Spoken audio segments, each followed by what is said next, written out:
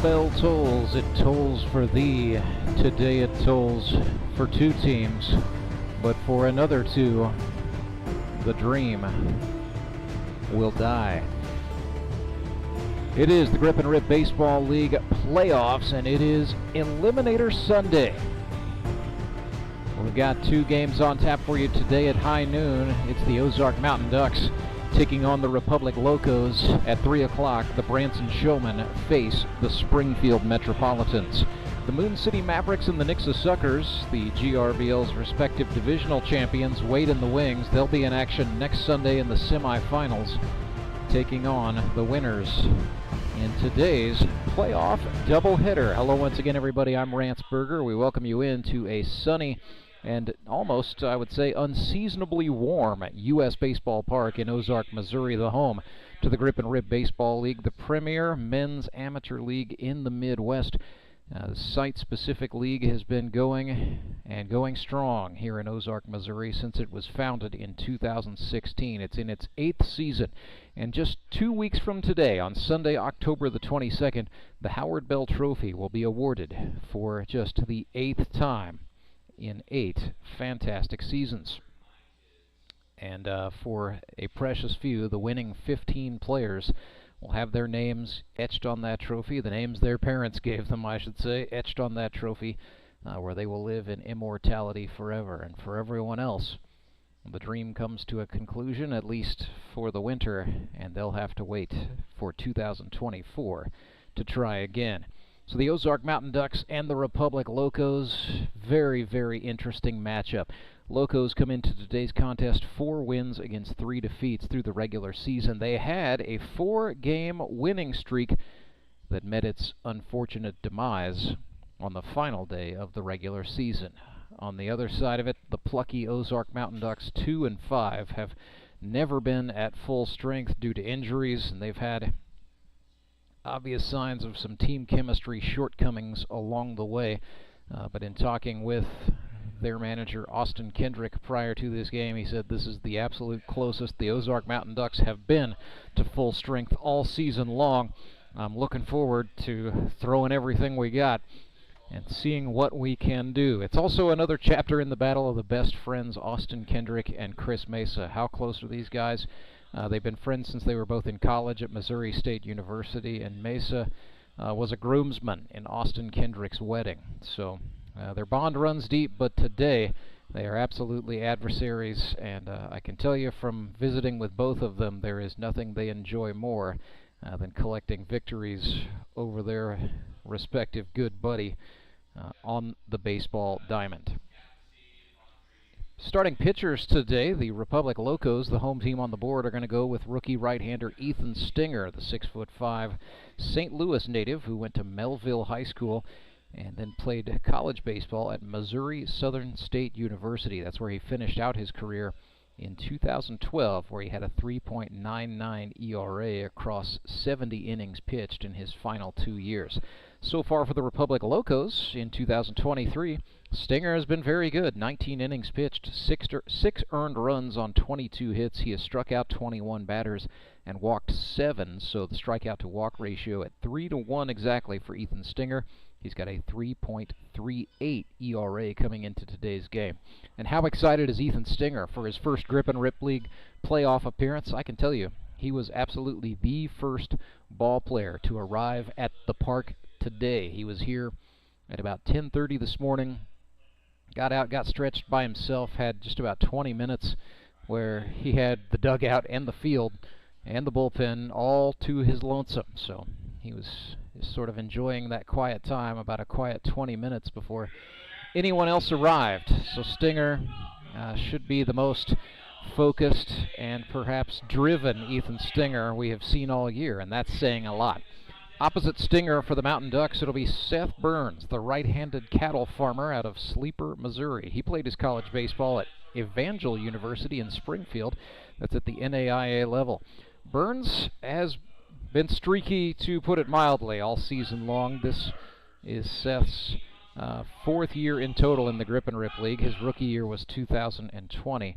Here is the line. 24 1/3 innings pitched. He's allowed 32 earned runs, so I don't have to tell you that's a high ERA. 37 hits, 24 walks, which has been problematic against 20 strikeouts. So Seth Burns has thrown a lot of pitches. Pitch economy has never really been his thing, but I think for Seth Burns to be successful today, he's going to have to harken back to the Seth Burns of old we've seen in bits and pieces and flashes, most notably his 2022 season as a member of the Branson Showmen, in which he was integral in helping that club reach the Howard Bell Trophy Championship Final, where they ultimately came up a game short against the Springfield Mets. So Seth Burns has got to reach deep within himself today and find that guy, that ball player of yesteryear. That's really what the Grip and Rip Baseball League is all about. It's baseball's ultimate second chance. It's a place for guys who think they've still got it to reach deep within, sometimes deep, deep within, and try to find it once again. Anything can happen in the 2 weeks that make up the Grip and Rip Baseball League playoffs.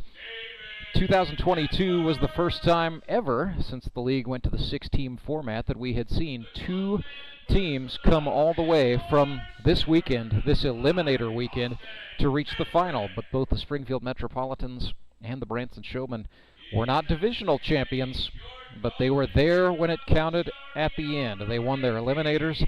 They then pulled off upsets in the semifinals, and that set up a very exciting concluding game to wrap out the 2022 season.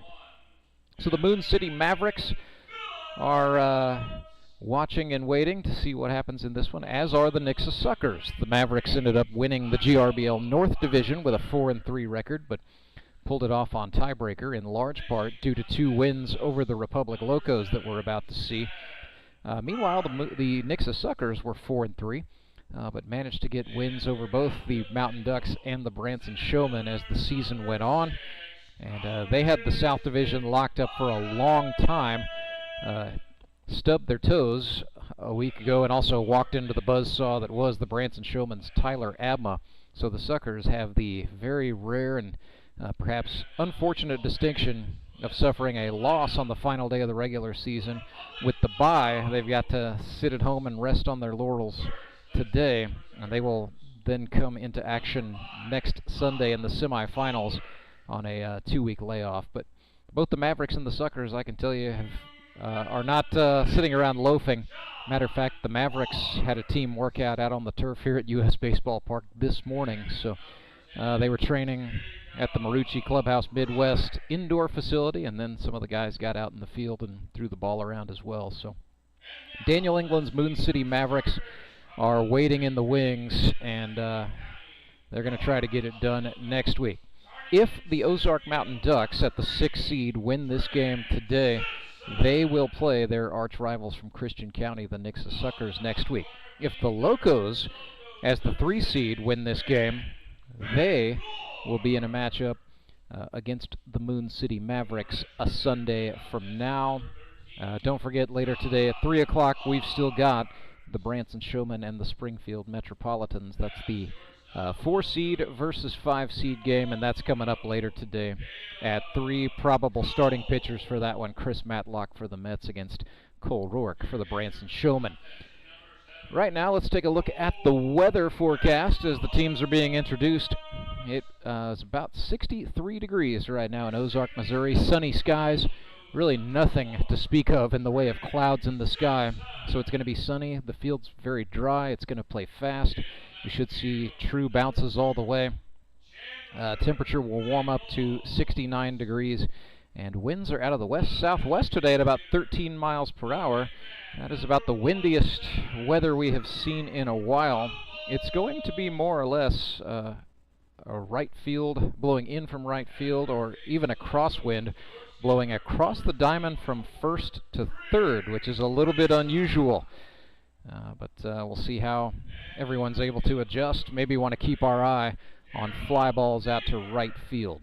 So we are just about set to go. What we're going to do is step aside, come back, and bring you the first pitch when we come back. It is the GRBL playoff eliminators, Ethan Stenger and the Republic Locos taking on Seth Burns and the Ozark Mountain Ducks. It's all coming up, coming at you when we come back.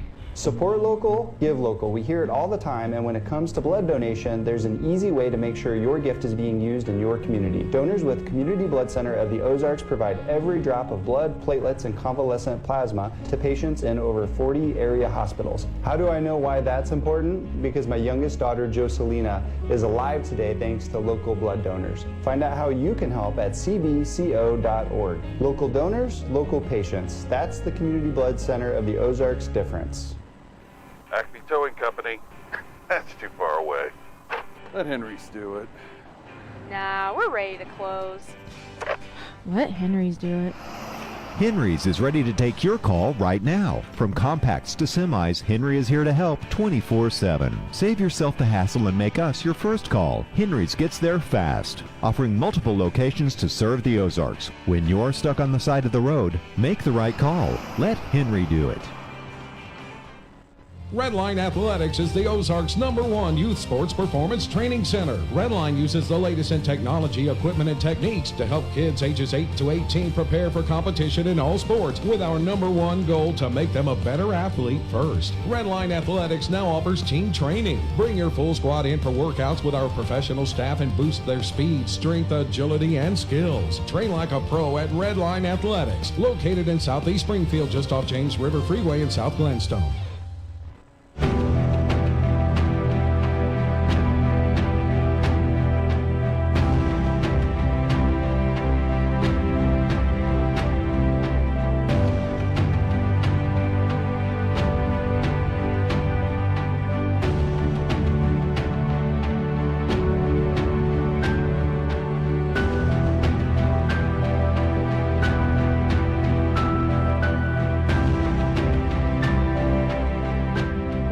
Ethan Stenger has the baseball. He will start for the Republic Locos in this playoff eliminator. Locos, the home team on the scoreboard in their Vegas gold jerseys with navy blue trim. They're in the white pants today, as are their foes, the Ozark Mountain Ducks, royal blue jerseys, blue and white caps, some white and yellow accents across the uniforms with white numerals. It'll be Zach Ralph, Skyler Henson, and Justin Parker leading things off for the Ozark Mountain Ducks. David Edwards playing third base and bats in the #4 spot. Austin Kendrick is on first base. He's the player manager for the Ducks. He bats fifth. Batting sixth is the second baseman, #18, Tony Lewis. The catcher, a former bat boy for the Ozark Mountain Ducks, the original Mountain Ducks circa 1999 out of Willard, Missouri, Devin Phillips. In the 8th spot is the left fielder wearing #8. That's Kyle Carpenter. Batting 9th is the pitcher, #7, Seth Burns. And batting in the 10 spot is the center fielder, Thomas McFarland. Interesting story there. Understand McFarland has some guests in from out of town that we'll tell you about a little bit later during his first AB. Republic Locos in the field. It will be at third base Ben Van Gorp, Caleb Cole, the GRBL Hall of Famer and two-time Gold Glove Award winner, is at shortstop. Trey Simpson gets the start today at second, and the player manager Chris Mesa opting to start himself at first base after sitting out due to some general soreness a week ago. The outfield, left to right, it's Chandler Maples. Trent Simpson is in center, and Daryl Neighbors, #8, the Arkansas native, gets the start in right field today.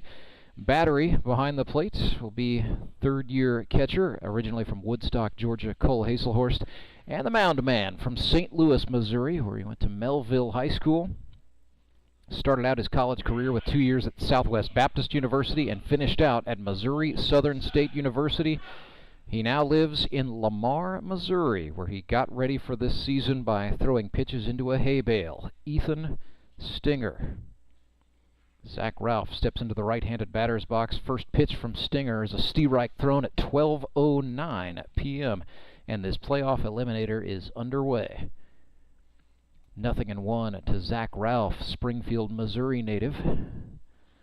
Lines this one up the middle. It's a dribbler to the shortstop Cole. Sidearm sling, and it does not end up in the first baseman's mitts. So Zach Ralph will reach on an error to start things off for the Ozark Mountain Ducks. Second pitch of the ball game, and the Quack Pack has a base runner on a rare mistake involving shortstop Caleb Cole, but that will be charged E6. Here's the Marionville Comet, Skyler Henson. We'll see if he will be used as a pitcher later on today. He has seen his innings count go down and has been predominantly used as a shortstop for the Mountain Ducks. 7 for 23 with a double and 1 RBI is Skyler Henson for the 2023 campaign. Stenger starts him off with a fastball that Henson fouls off sharply first base side. That ball had some carry to it, and I think it might be in the concession stand by now. It got up and out in a hurry. Skyler Henson had 12 hits a season ago. Best year was 2021, in which he was 13 for 43 at the plate, hitting .302. Numbers not quite there this time. But anything can happen in the playoffs. 1-1 to Henson. Stenger just made a check throw over at Zach Ralph unsuccessfully. He comes set from the chest. Ralph goes. It's a breaking ball for ball 2. Ralph with the head first slide, and he is called safe. Trey Simpson tried to sell it, but the umpire's not buying. The men in charge for this one, Stacy Cogdill, is on the bases. Just made that call on the stolen base by Zach Ralph, and behind the plate it's John Boyles, both of today's umpires from the Mid-America Umpires Union. And first appearance in the GRBL for both of these officials today in the playoffs, but they come highly recommended from some folks I trust, I can tell you that. Here's a chopper off the bat of Henson. That's going to carry into foul territory. Van Gorp was there to touch it up, and then they send Zach Ralph scampering back to second base, although I don't think they could have. It should have been a dead ball call. Nonetheless, 2-2 to Henson. Stenger steps off the rubber. Now steps on. He is working with that big right foot, sort of very much favoring the third base side, just a couple of inches of give, and that's about it. Now Stenger steps off, and it would appear he and his catcher, Cole Hazelhorst, got the signals crossed up somewhere.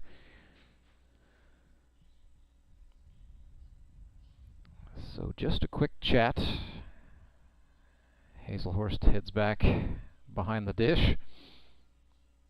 One of the hardest working catchers behind the plate and a premier defender, Cole Hazelhorst. So deuces for Skyler Henson with a runner on second. Ethan Stenger struck him out looking. Four-seam fastball with some run. Henson thought it was off the plate. Not so, says the plate umpire John Boyles, and Ethan Stenger has his first strikeout of the day. So 1 on and 1 out for the batter Justin Parker. He is the extra hitter today for the Mountain Ducks. Both of these teams electing for the 10-man batting order today. Parker, for his career, 58 of 174. That's a .333 lifetime average with 38 runs batted in. He's 9 for 20 with the Mountain Ducks this year. Parker has had a very illustrious career. He's been with the Springfield Metropolitans the past 2 seasons. But after his 12 for 36 performance a season ago, Austin Kendrick had an eye for JP, reached up and grabbed him. 5 of his 9 hits have been for extra bases, a home run, a triple, and 3 doubles. And that is not a full-strength Justin Parker, by the way. He has been battling with a pretty serious ankle injury for much of this season. I understand it was not baseball related, but it has become increasingly aggravated as he has tried gamely to play through the pain all season long. 1-1 to Justin Parker. Ethan Stenger with a fastball. Parker got under it. It's going to stay on the playing surface. The third baseman, Ben Van Gorp, started in foul territory, then tracked it back onto the fair grass, where he hauls it in and makes the catch. Parker is retired, 2 gone. And that will bring up David Edwards, the Rolla, Missouri man, in the midst of another fine season. 13 for 25. He has truly been a bright spot offensively for these Ozark Mountain Ducks.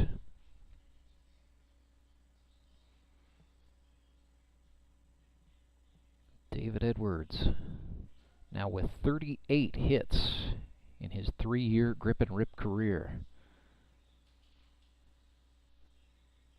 Stenger hit him. Goodness sakes. Nothing fancy there, just hit him right in the back. The 4th time this season David Edwards has been hit. And he dejectedly throws some of his armor back toward his own dugout and will take the slow walk 90 feet to first. So that creates runners on first and second for the Mountain Ducks. And it's the number 5 man in the order, number 5 on the jersey as well, Austin Kendrick. He has been a manager in this league since its 2nd year, 2017. He's been involved with grip and rip baseball since the very beginning in 2016. Kendrick, 35 hits in his grip and rip career. He's got 6 of them here in 2023. He's 6 for 18 with 5 runs batted in. AK looked at a slider, ball 1. So Zach Ralph, the runner on second, David Edwards, the tail runner at first. Locos with a force out at every base but the plate with 2 outs. Stenger from the chest fires home with a fastball. Kendrick sends it deep in the hole to third. Van Gorp up with it. His throw across to the first baseman. Chris Mesa is in time, and the Locos neutralize the threat with the 5-3 putout. So 0-0 is the score. We will go to the bottom of the first, and the Locos will bat for the first time. When we come back, it is Eliminator Sunday, the Grip and Rip Baseball League playoffs. Right here live and free on YouTube. Our sponsor, Central Bank of the Ozarks. Strong roots, endless possibilities. You know the meaning of dedication. The early mornings and the late nights spent pursuing your dream. The commitment and passion to turn those dreams into reality. That spirit of dedication is why Central Bank is always there, working behind the scenes, helping you navigate those twists and turns in your journey with solutions that are tailored to meet your business needs. Central Bank. We do business better. Support local, give local. We hear it all the time, and when it comes to blood donation, there's an easy way to make sure your gift is being used in your community. Donors with Community Blood Center of the Ozarks provide every drop of blood, platelets, and convalescent plasma to patients in over 40 area hospitals. How do I know why that's important? Because my youngest daughter, Joselina, is alive today thanks to local blood donors. Find out how you can help at cbco.org. Local donors, local patients. That's the Community Blood Center of the Ozarks difference.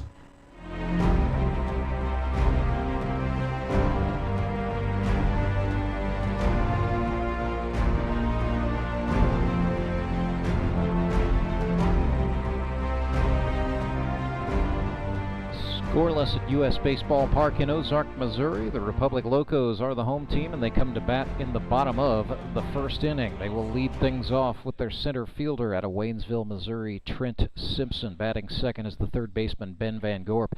John Arts is the extra hitter today. The lefty from Salem, Missouri, wears number 13 and will bat third. In the fourth spot is the shortstop, originally from Lee's Summit, Missouri, now Fair Grove. That's Caleb Cole. In the 5 spot is the catcher. He wears number 7 from Woodstock, Georgia, Cole Hazelhorst. In the 6th spot is the second baseman from Waynesville, Missouri, Trey Simpson. Batting 7th is the left fielder, number 2 from Clever, Missouri, Chandler Maples. Drew Noble is the designated hitter. He wears number 17 and bats 8th. The player manager, Chris Mesa, originally from Chicago, Illinois, will hit in the 9 spot. And batting 10th is the right fielder. He wears number 8, Daryl Neighbors. So here's Trent Simpson, the 2022 Rookie of the Year, steps in to get his first look of the day at the Ozark Mountain Ducks. Right-hander Seth Burns. First offering from Burns, fastball on the inner half for a called strike 1. Simpson 5 for 26 with a couple of walks and a couple of strikeouts. Lines this one sharply up the middle. It's going to be caught by the shortstop, Skyler Henson. 2 pitches, 1 down. That'll bring up BVG. He was born in the Netherlands. His parents were both missionaries, but they relocated stateside in time for him to graduate from Nixa High School and then go to Evangel University. This is Ben Van Gorp. 5 for 24 is Van Gorp. Make it 6 of 25 as he hits this one out to the center fielder, Thomas McFarland, who spun around. Nice hustle for McFarland to keep that one from going to the wall. So it's a single for Ben Van Gorp, and the Republic Locos have their first base runner of the day. He's on for Big Country, the barber from Salem, Missouri, who now resides a little bit closer here in Rogersville, Missouri, John Arts. John, 5 for 19 with a couple of runs batted in. He has drawn 4 walks. He's been hit once and has struck out twice. John Arts, very good contact hitter. When he finished up at Salem High School, he went to Mineral Area College in southeastern Missouri. Now works as a barber. Cuts the hair of about half the ball players in this league, truth be told. Not only is it a chance to relive some athletic glory, but it's not a bad business networking organization, the GRBL. 2-0 pitch from Seth Burns to John Arts is a breaking pitch called ball 3 inside. Hitters count 3-0. Burns from up by the chin pumps a fastball. That's a called strike. Van Gorp takes off and takes second base. The catcher, Devin Phillips, lost the handle on the ball, and there was no throw. So defensively, the Mountain Ducks have Kyle Carpenter, Thomas McFarland, and Zach Ralph in the outfield. David Edwards is at third. Skyler Henson's the shortstop. Tony Lewis is at second, and Austin Kendricks at first base. Devin Phillips, the electrician from Willard, Missouri, is behind the plate. And the pitcher, Seth Burns, just threw ball 4 to John Arts. So that creates runners on first and second with 1 out for the shortstop, Caleb Cole. He's already in the GRBL Hall of Fame for his exploits. Number 2 hitter all time in this league with 62 hits for his career. It started in 2016. Looked at a called strike one there. 333 is the average for Caleb Cole here in 2023. He's 7 for 21, 3 RBIs. 3 of his 7 hits are doubles. And yes, he's a dangerous man on the base paths. Wild pitch will allow the runners to advance. Thought initially we might get a favorable bounce off that concrete backstop, but no throw, and the Locos move the runners up.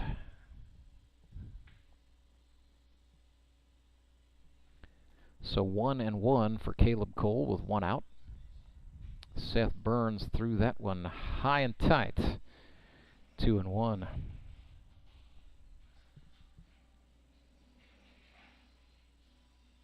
Cole Hazelhorst, the catcher, waits in the on-deck circle. First base unoccupied. Burns with a fastball for a called strike on the inner half. Cole visibly dejected, but he's going to have to settle down. It's 2-2. The temperature hitting 65 degrees. It's a beautiful day for a ball game. Cole lines this one. 1 hop, that's into left field. Van Gorp will score. Here comes the tail runner. Yes, Arts is across, and it is 2-0 Locos. A 2 RBI base hit for the captain, Caleb Cole. And yes, 1 swing. That is exactly what Caleb Cole is capable of. His 8th hit of the season just gave his team the lead in a playoff eliminator. So Caleb Cole is on for Cole Hazelhorst. 4 for 20 with 5 RBIs, aided a little bit by a sac fly. He's also picked up a couple of runs batted in on plays where he grounded out or grounded into a fielder's choice with men on. So, very interesting 200 average and a strange line for Cole Hazelhorst, right at the old Mendoza line. 2-0 pitch, called strike on the outer half. 2-1, Mountain Ducks infielders at double play depth. Hazelhorst has some room to work with, and he sends this one right over the head of the third baseman, David Edwards, and into left field. Cole will woe up at third, and Hazelhorst will take the opportunity and slide in safely at second base. So a great piece of hitting by Cole Hazelhorst, sitting back on a 2-1 pitch and driving it. And then heads up base running, as he knew the Mountain Ducks would likely try to make sure Caleb Cole did not try to go all the way home. So second and third, John Bortz will come off the bench for Republic to go run for the catcher Hazelhorst. Courtesy runners in the GRBL are allowed for pitchers and for catchers. So Bortz, a relief pitcher, will come on to run for the catcher Hazelhorst, allowing him to go put on the gear to get ready for the top of the second. It's Trey Simpson out of Waynesville, Missouri. It's his first year in the Grip and Rip League. Grounds this one to the shortstop. Henson fires home. The throw home is going to get Caleb Cole out at the dish. Devin Phillips got the tag down. And so the Ducks keep the score at 2-0 in Republic's favor on the 6-2 fielder's choice, and a play at the plate. So the situation is now runners on first and second. Third base is unoccupied, and the batter is clever Missouri's Chandler Maples, who is 5 for 13. A walk, a hit by pitch, 4 strikeouts for Maples.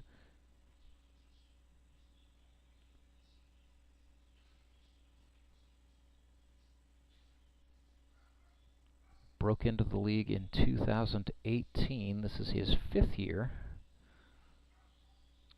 1-0 pitch, he chased. Slider out of the zone.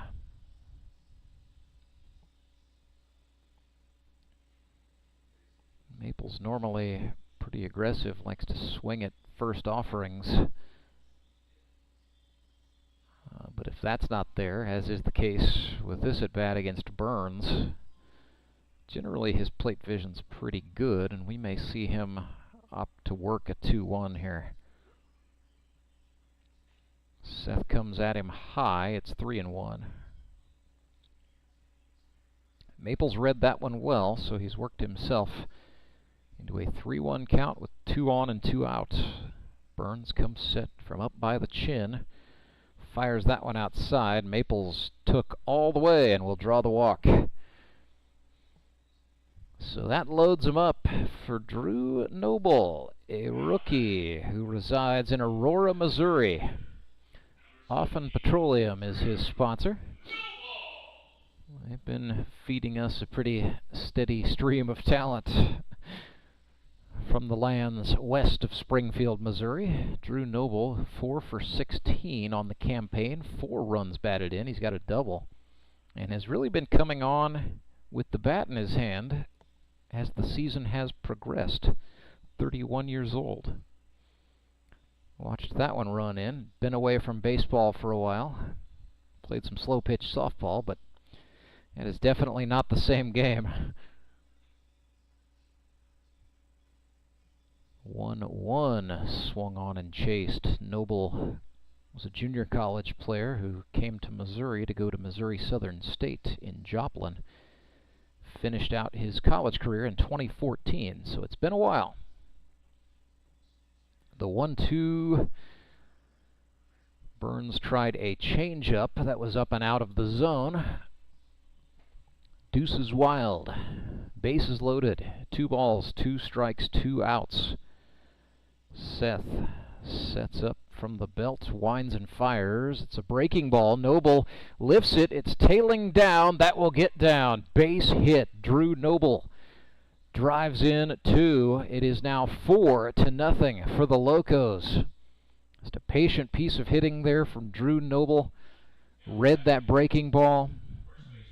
Got the air under it to get it out of the infield, but took enough air out of it that it would drop safely for the base hit and 2 RBIs. So the Locos have scored 4 here in the bottom of the first. With 2 outs, they've got 2 runners on. Chandler Maples, the lead runner at second, Noble at first, and the batter is Chris Mesa. So Chris Mesa with a degree in Spanish at Missouri State University. Had an off-season job change. He's not the cheese man anymore. Left his career at Kraft Foods and is a teacher now at Greenwood Laboratory School, where he will be the head baseball coach this spring. And he is, of course, teaching Spanish. Curveball. Mesa thought about it. Checked it wisely, pretty far back in the swing, so it's 1-1. Chris 1 for 6 with 2 RBIs this season.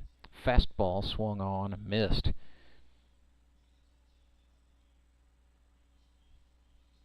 Well, Mesa definitely threw the hands at that one, but it had enough four-seam run to cause him to miss the 1-2 eye level high, ball 2.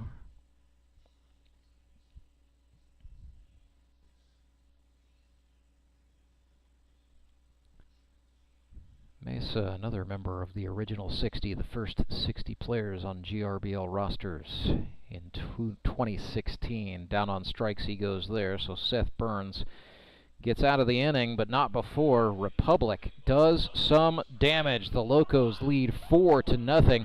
2 RBI base hits for Caleb Cole and for Drew Noble. They got production 1 through 8 in a very big bottom of the first. Mountain Ducks will look to answer when we come back. You know the meaning of dedication. The early mornings and the late nights spent pursuing your dream. The commitment and passion to turn those dreams into reality. That spirit of dedication is why Central Bank is always there, working behind the scenes, helping you navigate those twists and turns in your journey with solutions that are tailored to meet your business needs. Central Bank. We do business better. When Gary and Sandra Henry started Henry's Towing nearly 5 decades ago, customers knew that Henry would be the guy coming to help. People would call and ask to let Henry do it. And as Springfield has grown, our family has grown as well, so there's always someone around to come help you out. Everyone at Henry's is a member of the family, fully trained and as dependable as the original. With a family this size, help is always right around the corner. So if you find yourself in need of roadside assistance, remember to call the name you've grown to know and trust. Remember to let Henry do it! Do you ever wake up and feel like you're already out of energy? I haven't felt that way since I started doing yoga. You do yoga? Every morning. Best change I've ever made. Try our community classes for only $8. Sumit's hot yoga. You are gonna feel awesome!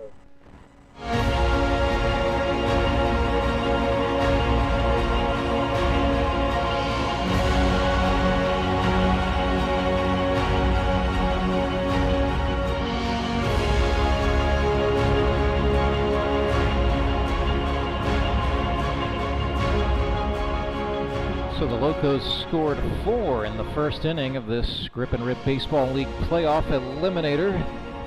Locos and Mountain Ducks vying to try to reach the GRBL semifinals. Tony Lewis comes to the dish. He's getting the start at second base for Ozark today. It'll be Lewis, Devin Phillips, and Kyle Carpenter this inning for the Quack Pack. Ethan Stenger with the fielders playing deep. Steps off as time is called. Lewis adjusts the batting gloves and hops back in. They will play him to pull as he looks at strike 1.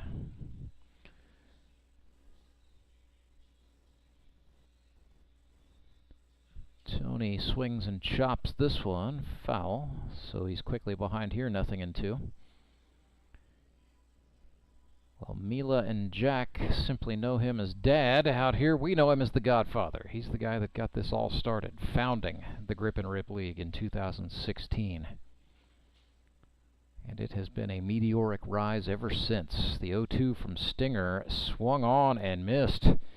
And Ethan Stenger says, I appreciate the opportunity, but I don't care that you're the Godfather. I'm sending you down on 3 pitches. Well, here comes the electrician, Devin Phillips. Willard, Missouri native, veteran of the United States Army, and father of 7. Having a heck of a sophomore campaign, 10 of 23. 8 runs batted in, a triple and a double to his credit. Phillips, in my mind, one of the most improved players in the league this season.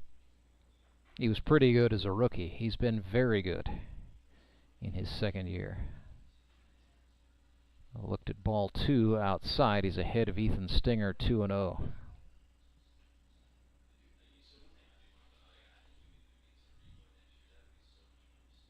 Fastball swung on and lined sharply. It ejects from the mitt of the third baseman, Van Gorp. His throw is offline. A sweeping tag.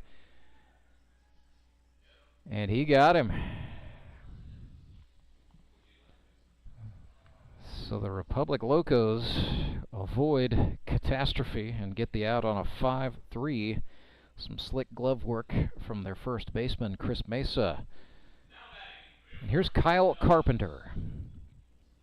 He's originally from St. Charles, Missouri. Went to St. Dominic High School. That's in O'Fallon. 2 years at John Wood Community College, where he was a pitcher at the JUCO level. Swings and fouls this one off. Carpenter has pitched well throughout his time in this league, but he's really found life as more of a two-way player, and that's what he wants. He can play some first base. He can play the outfield spots. Can swing a pretty good stick. 6 for 22 this season, so a little bit of a decline after going 10 for 32 at the plate for the Republic Locos in 2022.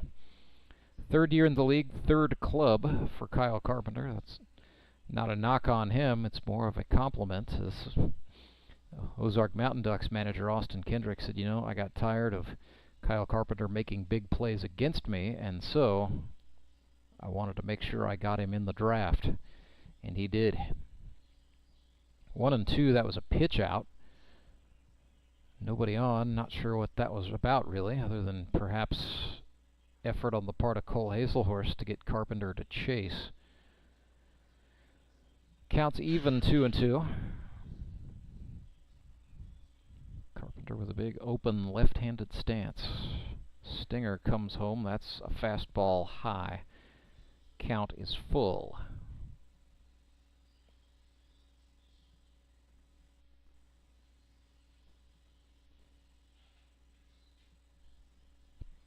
Stenger sets up for the payoff pitch. We start to see the crosswind blowing some jerseys around out there. Here's a two-hopper to the shortstop, Caleb Cole, whose throw on the button to get out number 3. So 3 up and 3 down.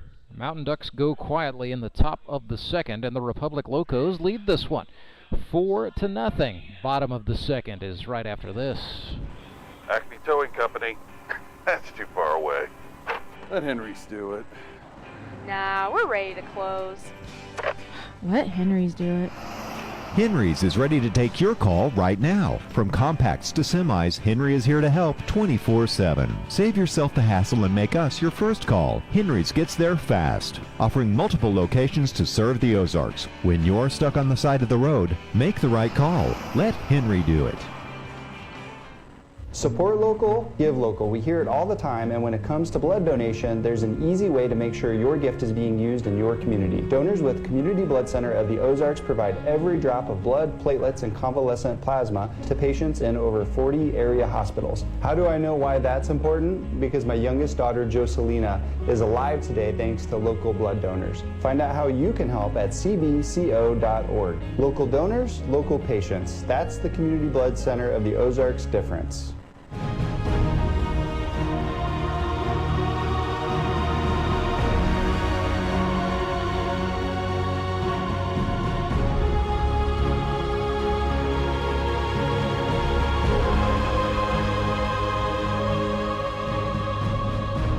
Seth Burns back to work for the Ozark Mountain Ducks in the bottom of the second.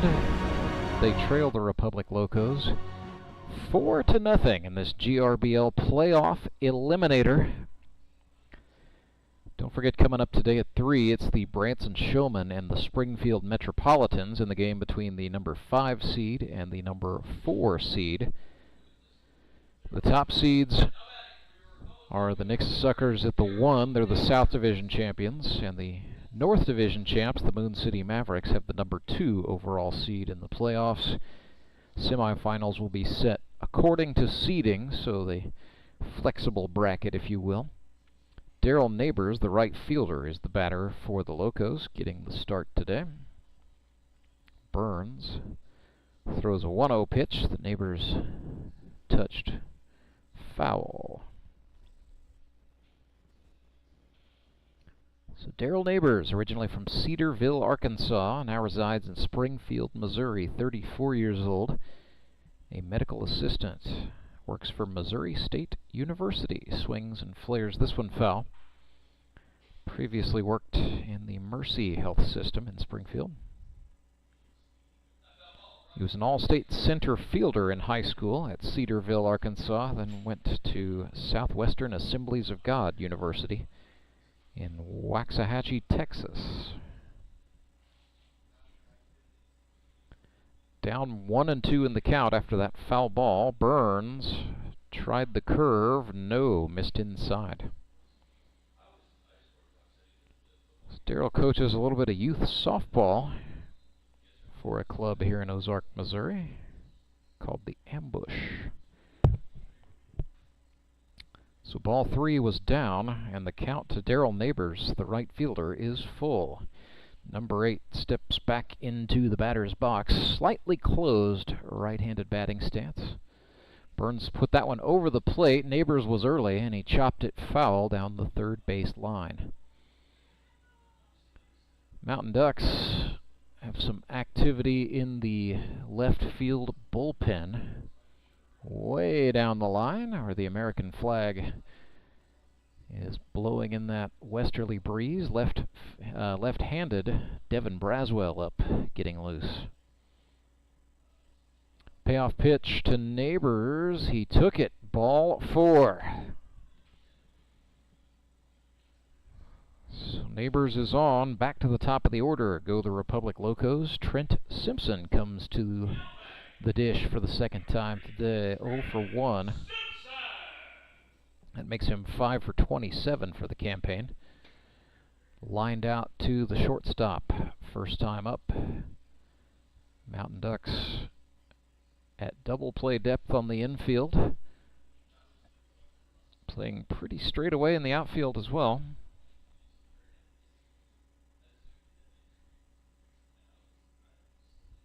1-0, curveball, yes, strike thrown.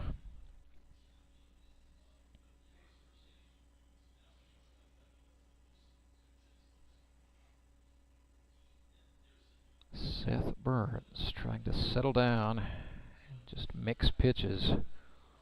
That one was a miss in.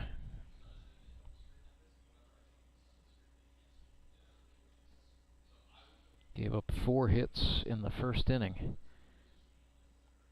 He's walked 2 batters and hit a man as well. That is a seeing eye single out to center field. Just rocketed past Seth Burns and got past the diving shortstop Skyler Henson as well. Nice piece of hitting from Trent Simpson. Sometimes a little bit of luck can help you too. A hot shot liner found its way into the outfield, and Austin Kendrick, the Mountain Ducks manager, is going to make a move. Seth Burns coming out of this game after giving up that base hit, and here comes a Henry's towing pitching change. Devin Braswell, the left-hander originally from Hollister, Missouri, is going to come on to pitch for the Ozark Mountain Ducks. So in a playoff game, down by 4 runs, if this were the regular season, Austin Kendrick might have stuck with Burns for a while, but he is going to the pin. And with elimination on the line, yeah, maybe can't afford to be Mr. Nice Guy. He's got to make a move. So Devin Braswell in 2023 has pitched 11 2/3 innings. He's given up 9 earned runs on 13 hits, struck out 14 and walked 3. He's also hit 2 batters. Braswell, 36 years old. Grew up in Hollister, Missouri. And after high school, went to the University of the Ozarks. It's in Clarksville, Arkansas, where he was on the baseball team for 4 years. He and his wife and family now reside in Ozark, Missouri. This is his 3rd year in the Grip and Rip League, and Braswell's had some good success. He's been on some good teams. He was a member of the championship-winning Moon City Mavericks in 2021, where he emerged as their starter. It was a 3-man relay with Devin Braswell, a right-hander by the name of Jacob Smith, and a guy who went on to win a couple of MVP awards and counting, Clay Murphy. So Braswell was the starter. He was actually flawless for the second half of the season, closed it out 4 consecutive starts and 12 consecutive scoreless innings. He was with the Branson Showmen a season ago, sort of mixed up his role, started some games, was a middle reliever as well, but really cemented his reputation as the guy who's willing to do anything, and helped the Branson Showmen, under the management of Cole Rourke, reach the GRBL finals, where they came up just a run shy against the Springfield Metropolitans in the finale. So 2 years in the Grip and Rip League, 2 finals appearances for Devin Braswell, and now here he is in a playoff eliminator for the Ozark Mountain Ducks. Onto the mound goes the lefty Devin Braswell. The batter is Ben Van Gorp. Nobody out. Runners on first and second for the Locos, who lead by 4. And right away, Devin Braswell is going to talk to his fellow Devin Phillips. And so the battery mates very quickly. Yep, that was nothing but a failure to communicate. Going over what the signs are real fast. They're on the same page. Braswell sets up. Kicks and deals. Van Gorp sharply lines this one. Down the left field line it goes. And this will be a 5-0 lead for the Locos as Darryl Neighbors slides head first and touches home plate with an outstretched left hand. It's an RBI base hit for Ben Van Gorp. He's 2 for 2 today. And the Locos' lead extends to 5. That run will be charged to the starter Seth Burns. No harm to Devin Braswell's ERA, but certainly harm to the Ozark Mountain Ducks, trailing 5-0 in this playoff eliminator. John Arts bats with runners on first and second. Runner on second is Trent Simpson. He still belongs to Burns. But the runner on first, Van Gorp, is Braswell's responsibility.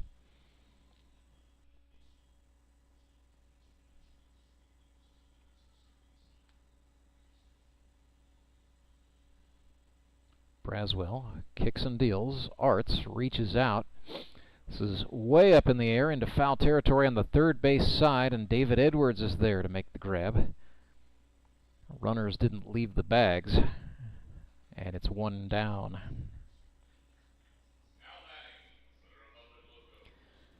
Bring up Caleb Cole. Hit a 2 RBI single out to left field his first time. But different kettle of fish as he faces the lefty Devin Braswell. Cole digs in. Middle and back portion of the right-handed batter's box. Runner takes off, and a little bit of a delayed steal. Devin Phillips dejectedly flips the ball back to Braswell. He did not get a clean exchange from glove to throwing hand.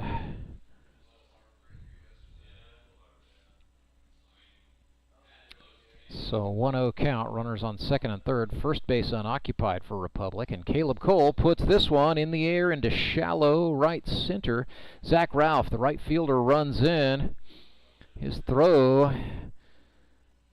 Not in the zip code of home plate, but it doesn't matter. Trent Simpson, the runner at third, hops back, and a nice scramble by the pitcher, Devin Braswell, getting to where he needed to be to keep that baseball out of the net or out of the backstop. So that brings up Cole Hazelhorst. Again, 5-0, the score for the Locos. We're in the bottom of the second inning.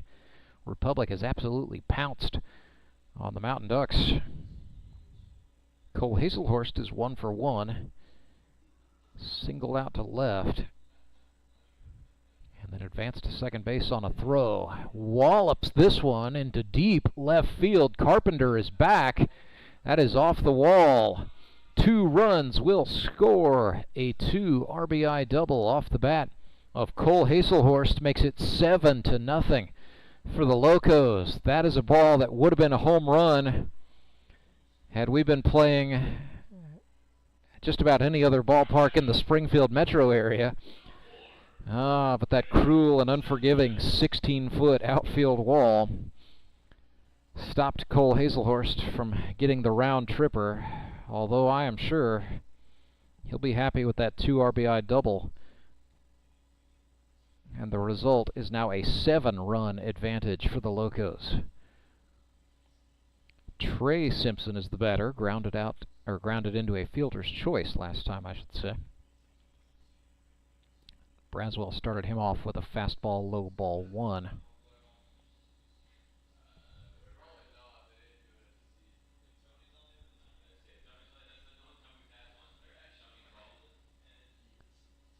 Braswell from the chest. Sent in a changeup. A little too high for the liking of the man in charge, John Boyles, and it's 2-0.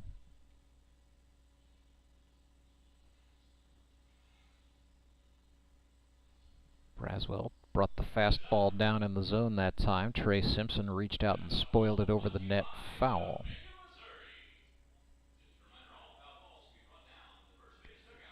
First playoff appearance for all of the rookies in the Grip and Rip League here in 2023, Trey Simpson included.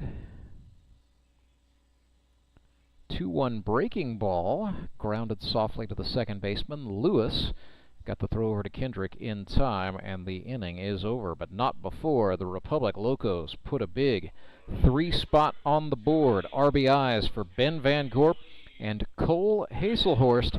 7-0 after 2 innings. Mountain Ducks will try to find some sort of response when we come back. It's Grip and Rip Baseball, the playoff eliminators, live and free on YouTube.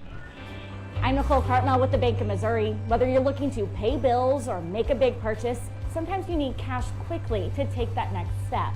A consumer loan might be a perfect option to help you live well, bank well. Sonia McClendon, one of our branch managers, is here to explain. Thank you, Nicole.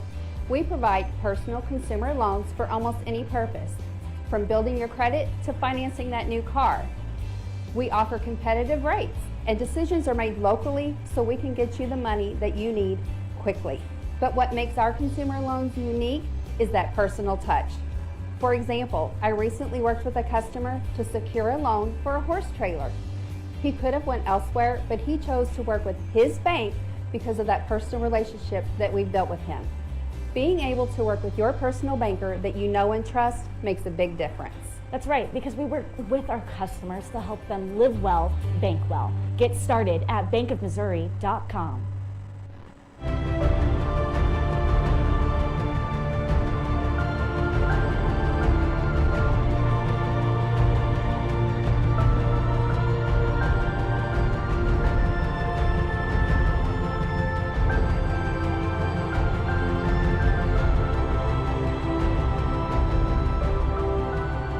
Seven runs on 7 hits for the Republic Locos through the first 2 innings. So the Railmen brought the bats today, and the Ozark Mountain Ducks are starting to teeter into some must-respond type of situations early in this one as we get ready to start the 3rd inning. Devin Braswell will bat for the Mountain Ducks. It'll be Braswell, then Thomas McFarland, and then back to the top of the order and Zach Ralph for the Quack Pack. Ozark Club has just not at all had the season any of its members imagined. They've just sort of been behind the 8-ball all year long. Misfortune, yes. It's come in bunches. Ethan Stenger winds and fires a fastball to DJ Braswell, up and out of the zone, 1-0. So Braswell 1 for 5 on the season. He's been hit by pitches twice and walked once, so the on-base percentage nice and healthy. He'd like to get a rip here, however. It's 1-1.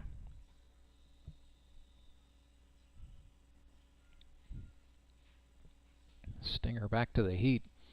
Just overthrew that one inside. It's 2-1. Infielders on the middle for the Locos, both Caleb Cole and Trey Simpson playing in the outfield grass, sort of favoring Braswell to pull. Counts now 2-2 after he swung and missed at an off-speed pitch. Stenger came back with the heat. Braswell fouls that back, so he'll stay in the hut. And a scramble because, yes, it is the thirsty third inning. So that's when the grown-ups start to get involved in the action. Free Brewski if you bring that foul ball back to the concession stand in the third inning. Braswell goes down on strikes. Second strikeout of the day for Ethan Stenger. And here is Thomas McFarland. He is the Mountain Ducks center fielder. Earlier this season, he celebrated his 22nd birthday at a baseball game. He's brought a big cheering section again, and I understand he's got some fans in the stands who made a very long drive from out east. We'd like to welcome some Thomas McFarland fans who drove here from New Jersey. Yes, really. That's my understanding. They made the drive about 26 hours total in the car to see Thomas McFarland and the Mountain Ducks today. He looked at strike one. So it is 1-1.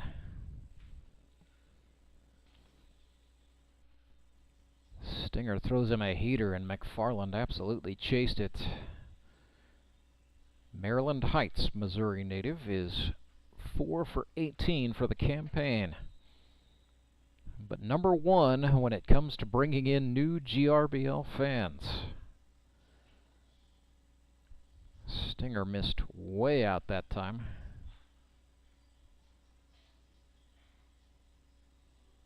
So it's deuces for Thomas McFarland. Stenger peers over the glove, gets the sign from Hazelhorst, comes home. He struck him out looking. Wicked hook on that pitch from Ethan Stenger. Back-to-back strikeouts. He's got 3 in the game. And the Ducks go back to the top of the order, and Zach Ralph. Springfield, Missouri native who went to Parkview High, is in his 4th year in the league. Reached on an error last time.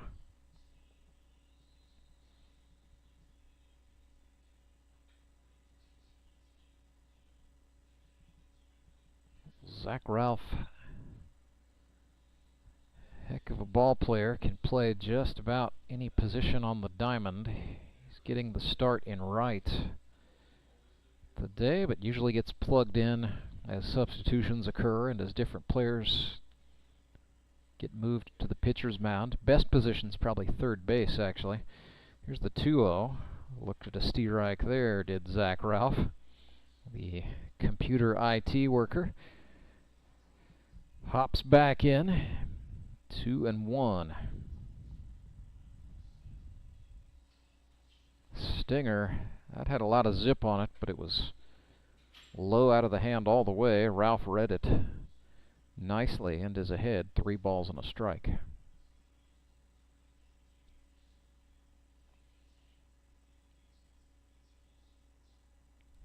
Stenger with the change. That's Ball 4. So Ralph takes the free pass. We'll see if the Mountain Ducks can capitalize with 2 outs.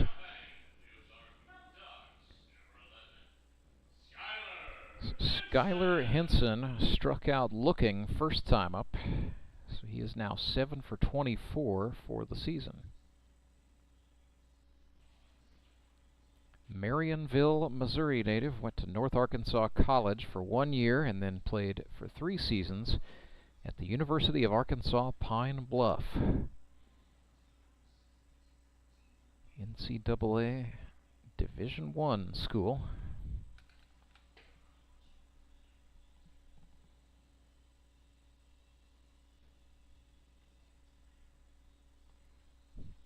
Nothing in 1. Henson sends this one in the air to center. On the run, Trent Simpson makes the catch. And so the Locos get out of the inning. Skyler Henson got a good swing to it, but a little too much air underneath it. And so the score remains Republic Locos 7, Ozark Mountain Ducks nothing. The bottom of the 3rd will be when we come back. Redline Athletics is the Ozark's #1 youth sports performance training center. Redline uses the latest in technology, equipment, and techniques to help kids ages 8 to 18 prepare for competition in all sports, with our #1 goal to make them a better athlete first. Redline Athletics now offers team training. Bring your full squad in for workouts with our professional staff and boost their speed, strength, agility, and skills. Train like a pro at Redline Athletics, located in Southeast Springfield, just off James River Freeway in South Glenstone. You know the meaning of dedication. The early mornings and the late nights spent pursuing your dream. The commitment and passion to turn those dreams into reality. That spirit of dedication is why Central Bank is always there, working behind the scenes, helping you navigate those twists and turns in your journey with solutions that are tailored to meet your business needs. Central Bank. We do business better.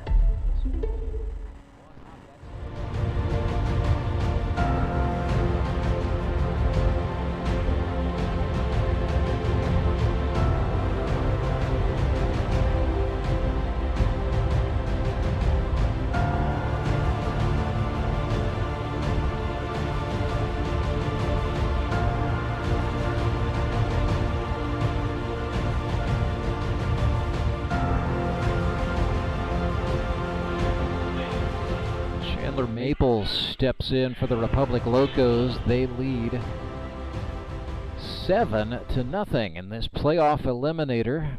Locos appear poised to survive and advance and go on, where they would face the Moon City Mavericks, a familiar North Division foe.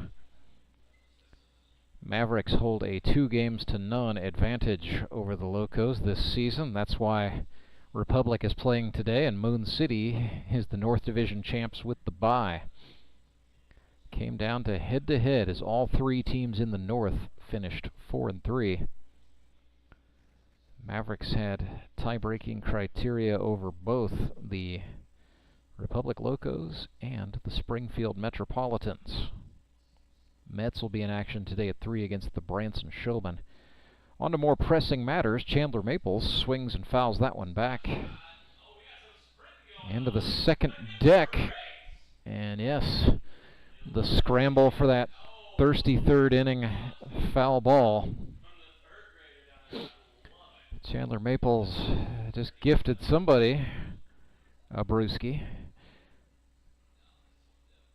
Ball and 2 strikes. Braswell went back with a slider that bounced.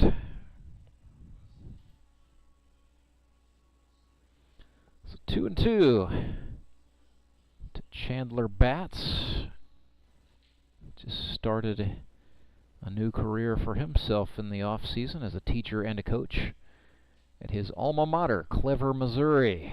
And hey, that'll play in Clever, Missouri, and in lots of other places. Chandler Maples with his 6th hit in 8 games. Continuing to swing a good stick. He is on for the second time today, and here's Drew Noble, who hit 2 RBI base hits in the first inning. If he wants to get 2 RBIs with a swing during this plate appearance, he's going to need to hit one all the way out of here.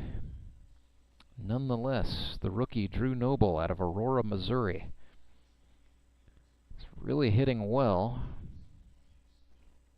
And as I said, his first AB has looked increasingly comfortable at bats as this rookie campaign has gone on. He's 31 years old. Last time I can find a record of him playing organized baseball was 8 years ago, so Drew Noble,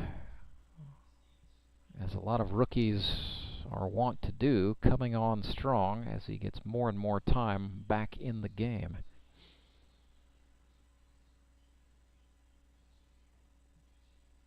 He's up 3-0 here. Devin Braswell, I think, respecting Noble's power a little too much, perhaps, nibbling.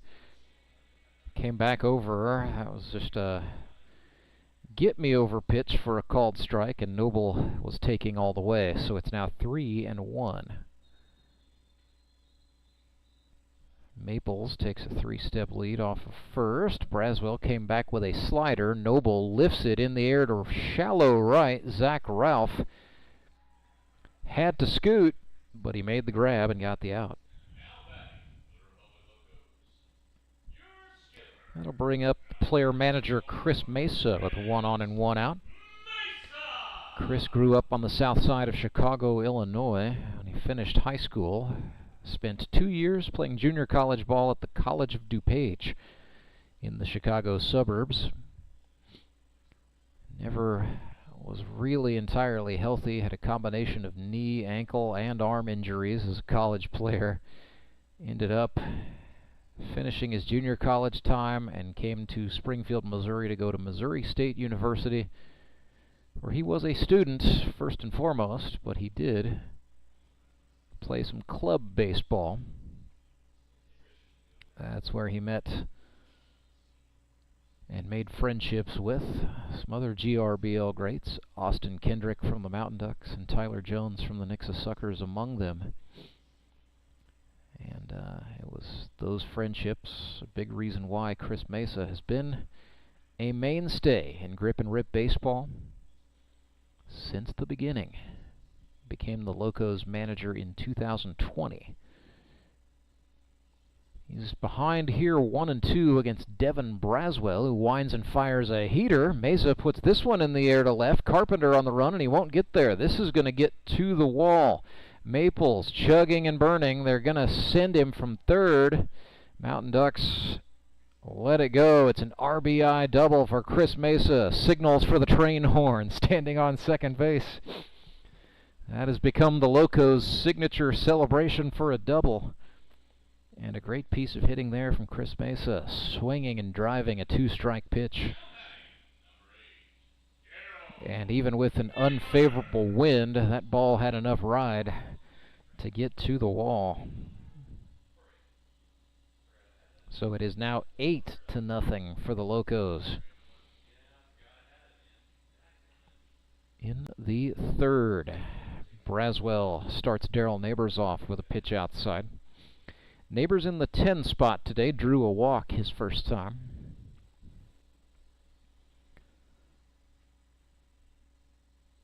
Braswell back with the fastball, painted one on the outer half. 1 out, the runner on second, Chris Mesa for the Locos. It has been uphill both ways for the Ozark Mountain Ducks in this playoff eliminator. A lot of baseball left in this one, but they need a proverbial shot in the arm in a bad way. 8 runs on 9 hits for Republic. They have scored in every inning. Darrell Neighbors has Has worked it 2-2 against Devin Braswell. The lefty comes home with a miss inside. Looked like a two-seam fastball. It failed to break back over the plate. So the count is full. Braswell sets up from the chest. Lines and fires. There was the two-seam fastball he was looking for. Down on strikes goes Darryl Neighbors for the second out.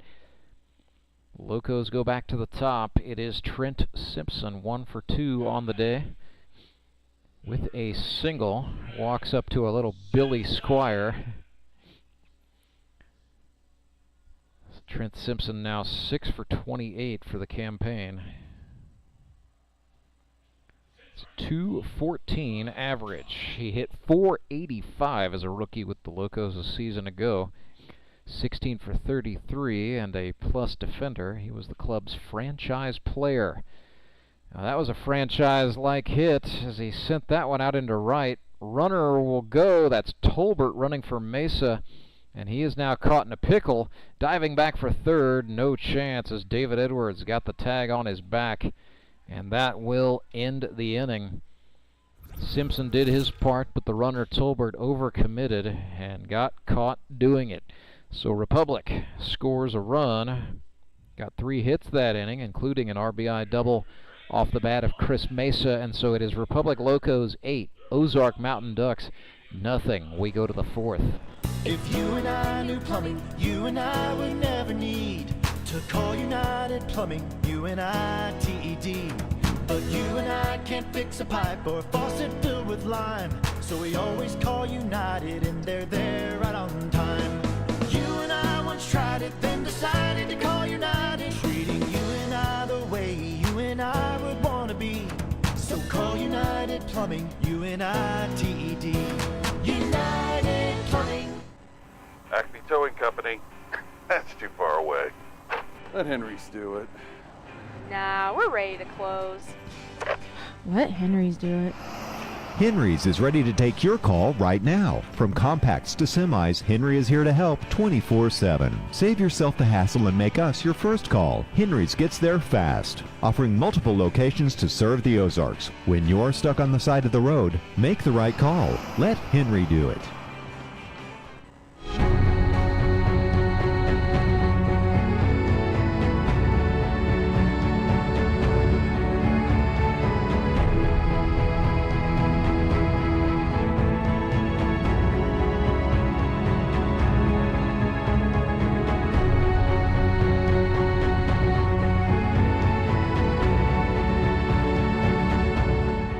Stenger returns to the hill for the Republic Locos in the 4th, so that means Republic has designated him with the 3+ tag today. We don't have a pitch count rule in the Grip and Rip League. We do have an innings limit. Each team can use pitchers for a maximum of 3 innings. That requires each club, theoretically, to make at least 2 Henry's Towing pitching changes for every 9-inning game. But a club may designate 1 pitcher with the 3+ tag, and that means he is allowed to go a maximum of 5. So the Locos opt to use it on their starter today, Ethan Stenger. Mountain Ducks have gone to the bullpen, so even though Devin Braswell came in the 2nd, by virtue of him completing that inning, that counts as 1. Then he pitched the 3rd, so Braswell is 2 innings deep for the Mountain Ducks. Locos are going to have options. We'll see what they do. But for the moment, they're content to use Ethan Stenger, who's ahead 0-2 on Justin Parker, make it 1-2. Stenger a little pumped up, and he missed with a fastball high to JP, Silver Slugger Award winner in 2022 rather. With the Springfield Mets, he had 12 hits. And 8 of those hits were doubles.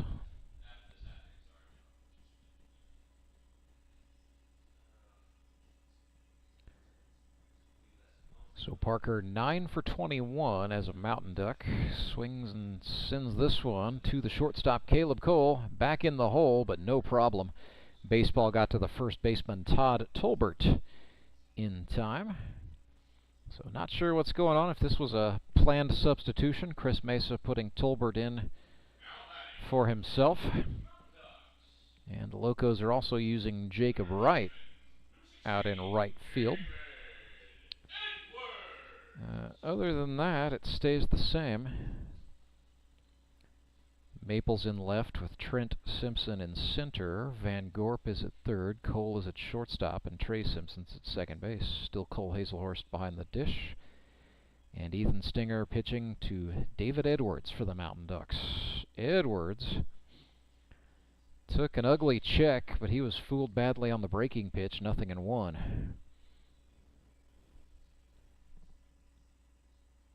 Edwards got hit by a pitch his first time. So he is still 13 for 25 for the campaign.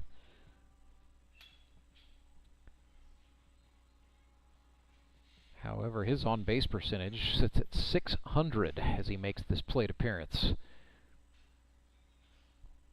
Swung and missed there at an Ethan Stenger changeup. It's 1-2. Edwards is going to step out. Stenger has stepped up. Dialed in and waiting like a statue for David Edwards to settle himself.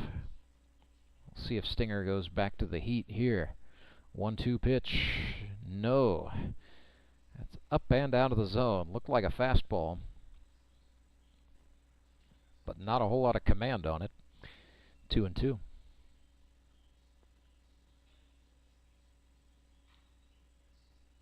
Edwards settles back in. Ethan Stenger kicks and delivers. That was a slider. 2 hops to the shortstop, Caleb Cole, who flipped that one across right on the button to the first baseman, Todd Tolbert. So 2 down for the Mountain Ducks in the 4th. Austin Kendrick is the batter.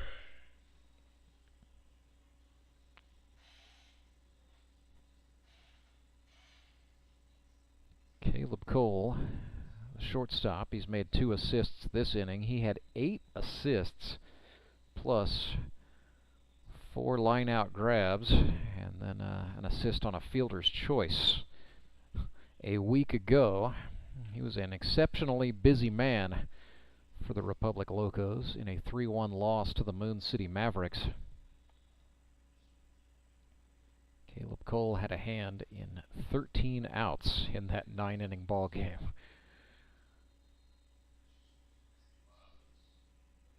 One and one to Austin Kendrick, and the Mountain Ducks first baseman looked at a strike there, and then the body language shows exactly what Kendrick thought of that. Not happy. That's not going to win him any favors with this officiating crew of John Boyles and Stacy Cogdill. Looked like Kendrick perhaps offered up a mea culpa. He's back in the box to face the 1-2. Stenger rocks and fires. That's a slider. Swung on, hit to the third baseman. Van Gorp hopped the throw, and it gets away from the Todd father. Simpson over to get it off the wall. Kendrick slides in, and another miscue on the infield for the Locos.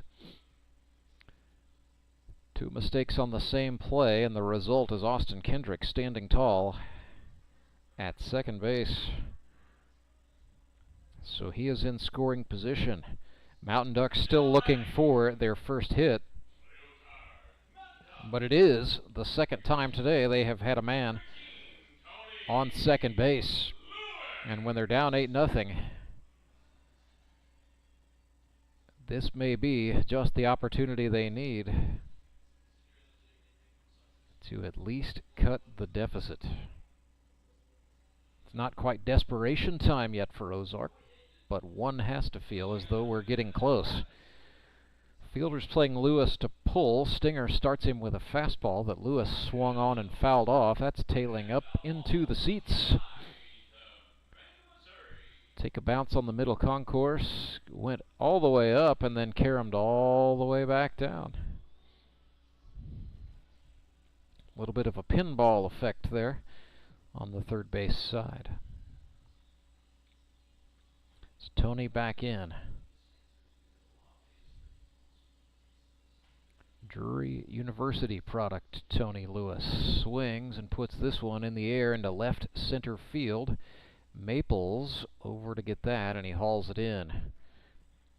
So the Mountain Ducks threatened, trying to take advantage of some Republic miscues, but ultimately the Locos stand up. 8-0 is their advantage. They will come to bat in the bottom of the fourth. I need a change. My workouts are too boring. Oh, I've got an amazing workout for you. Hot yoga. I've lost weight and I'm more flexible. Try our community classes for only $8. Sumit's hot yoga. You are gonna feel awesome. I'm Nicole Cartmel with the Bank of Missouri. Whether you're looking to pay bills or make a big purchase, sometimes you need cash quickly to take that next step. A consumer loan might be a perfect option to help you live well, bank well. Sonia McClendon, one of our branch managers, is here to explain. Thank you, Nicole. We provide personal consumer loans for almost any purpose, from building your credit to financing that new car. We offer competitive rates, and decisions are made locally so we can get you the money that you need quickly.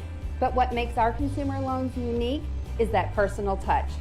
For example, I recently worked with a customer to secure a loan for a horse trailer. He could have went elsewhere, but he chose to work with his bank because of that personal relationship that we've built with him. Being able to work with your personal banker that you know and trust makes a big difference. That's right, because we work with our customers to help them live well, bank well. Get started at bankofmissouri.com.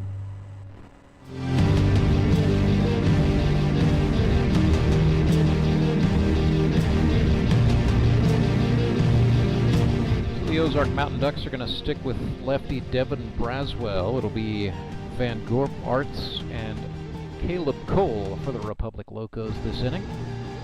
2, 3, and 4 hitters. Catcher Cole Hazelhorst would get to bat if anyone manages to reach safely. So don't look now, but BVG 2 for 2. Ben Van Gorp. Couple of singles and a run batted in today. Republic third baseman seeing it well, upping his total to 7 for 26 on the season.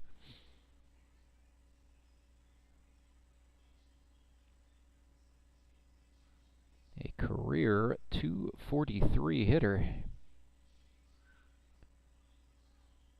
Looking to be on the good side of a hot streak today. Looked at a slider for a strike. It's 1-1. Lefty Braswell attacking the outer half of the strike zone against the righty Van Gorp. That looked like the same pitch. Devin Phillips tried to frame it, but John Boyles, the plate umpire, not buying that bit of salesmanship, and it's 2-1. Braswell again with a breaking ball. That's 3 consecutive breakers in a row from the Mountain Ducks veteran. And the crafty lefty has battled back. It's 2-2.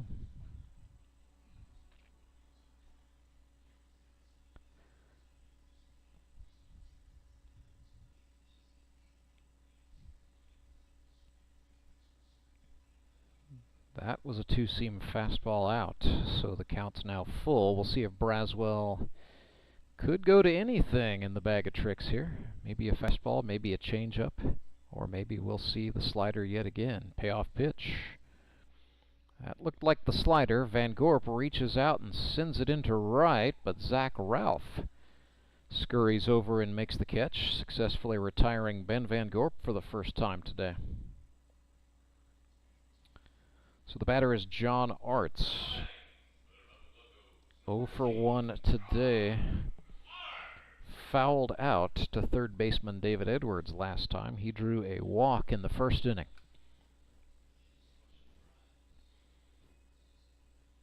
So the left-handed barber hitting .250 for the season. 5 for 20. Looked at strike one. We'll see what the lefty Devin Braswell does against his fellow lefty. This is John Arts' third year in the league. Whew. Took a big hack at a Devin Braswell changeup there. Braswell's change, probably his best pitch, and it is absolutely a strikeout pitch for him. Looks like they're setting up outside. Arts did not chase it. Not a bad idea from Devin and Devin, the Ozark Mountain Ducks battery mates. But Arts had the presence of mind to keep the bat on his shoulder. It's 1-2. Braswell fired that one high, ball 2.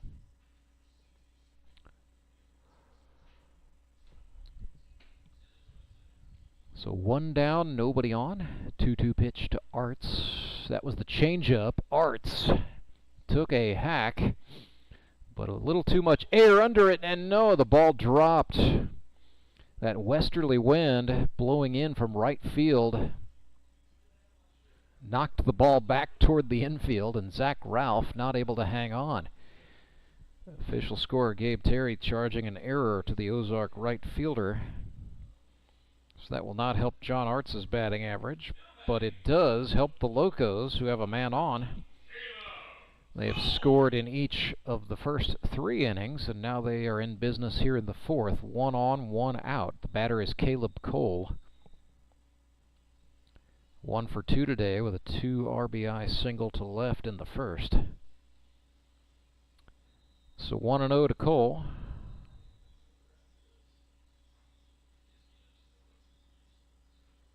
Braswell from the stretch. Sets from the chest. Nope, this is going to be a check throw. Kind of an exaggerated motion from Braswell there. Don't think there was much intent behind that other than to advise John Arts not to even think about it. Breaking ball goes way outside, but Phillips is there, and it's 2-0.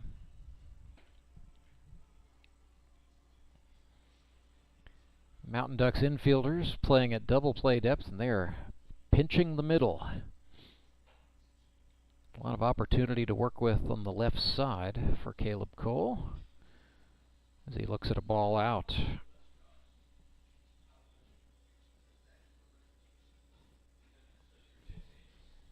So Caleb Cole now 8 for 23 on the season. He's ahead 3-0 in the count. Braswell misses high, and so Caleb Cole will take a walk. He has now walked 5 times in 8 games here in 2023. Testament to both excellent plate vision, but also how careful veteran pitchers tend to be. And that's because Caleb Cole, second all-time in this league in base hits with 63 of them and counting. So here's Cole Hazelhorst, who is 2 for 2 today with a double and 2 runs batted in. Swings and sends this one in the air to left. Carpenter had to hustle in and contend with that 13-mile-per-hour westerly wind, but made the adjustment and the catch for the out. He gets his buddy Cole Hazelhorst. And that means the batter is Trey Simpson, 2 on, 2 out. Waynesville, Missouri native is 0 for 2 today. His brother Trent Simpson recruited him into the league. This is Trent's second year. He was the Rookie of the Year a season ago. This is Trey's rookie year. A little bit streaky for the Locos, but all in all, it's been a very good maiden voyage. And there's a base hit down the left field line. That will score at least 1. Locos thinking about 2. They're going to send Caleb Cole. Throw is cut off, and that is a 2 RBI base hit off the bat of Trey Simpson. And it is now 10-0 for the Locos.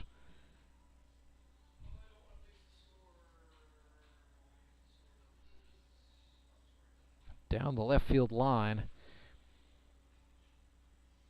And a little bit of a favorable gust, but a nice piece of hitting from Trey Simpson, it must be said. So the Locos now up by 10 on 11 hits. Chandler Maples 1 for 1. chops one left side of the infield. It gets past Edwards. It's going to get kicked by the shortstop, Skyler Henson. Slow roll, and so that's going to be called an infield single for Chandler Batts. Makes him 2 for 2 today. I'm sure he'll enjoy coming back and looking at that one later. That's a fair call, I think. You know, the slow roller, David Edwards lunged, but didn't really have a chance. And by the time the ball got to the shortstop, Skyler Henson, yes, he kicked it, but Maples was far enough down the first base line that, mistake or no, he was probably going to be safe.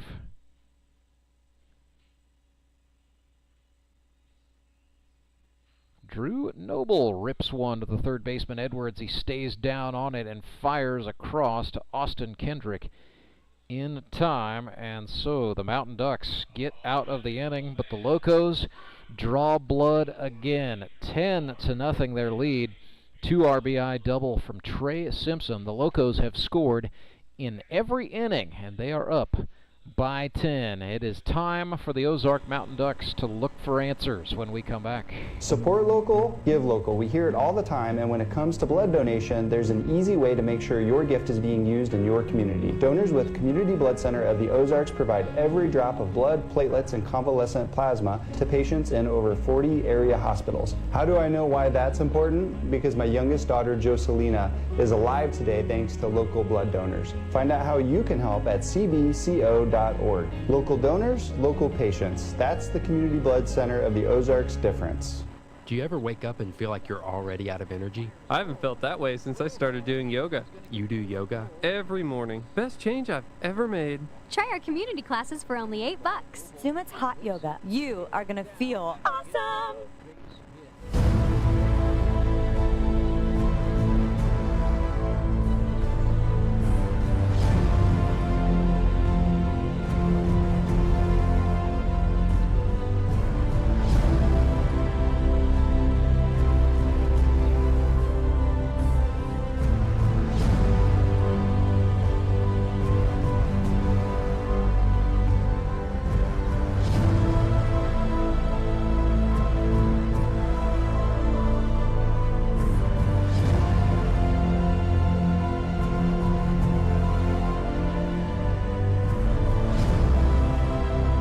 Ethan Stenger looking to finish out his day on the mound strongly.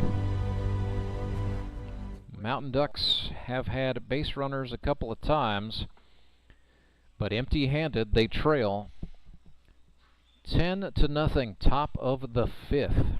It will be Devin Phillips, Kyle Carpenter, and then Devin Braswell scheduled to bat for the Mountain Ducks. Could be a pinch hitter, as it is going to be decision time for Ozark in terms of pitching. So we'll get to that in a moment. First things first, here's the catcher Devin Phillips standing in the right-handed batter's box to face Ethan Stenger. 3 strikeouts through the first 4 innings for Stenger, who missed low. He has walked 1 batter. He has hit 1 batter. And the Locos have conceded 2 errors, resulting in base runners. But Ozark has come up empty-handed in a couple of stat columns that count the most so far, including runs, trailing 10-0. Phillips puts this one to a diving third baseman, Ben Van Gorp. He will reach safely. And that has scored a hit, so that breaks up a no-hitter for Ethan Stenger. It's now a 1-hitter. And I think that's a fair bit of scoring. I know some Locos fans were probably rooting for that to be called an error, but as the rules of baseball scoring read, the scorer must determine that the fielder could have made the play, and I quote, with a normal effort. And as far out as Van Gorp was diving, that was far from a normal effort on a sharply hit ball from Devin Phillips. And so, infield single, Good call. A one-hitter for Ethan Stenger, as here's Kyle Carpenter.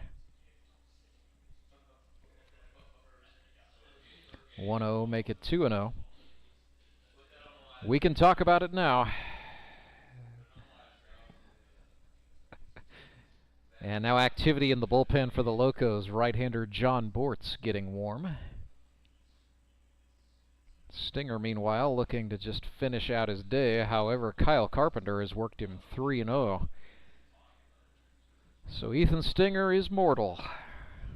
But can't take it away from him. It's been an absolute gem. Mentioned earlier, he was the first player to show up at the stadium today at about 10:30 a.m., 90 minutes before game time. He made the drive over from Lamar. Had about 20 minutes with the field all to himself to get ready and get focused. And he has absolutely looked the part of a playoff pitcher today. 3-1. Fastball, Carpenter slices it foul into the seats, third base side.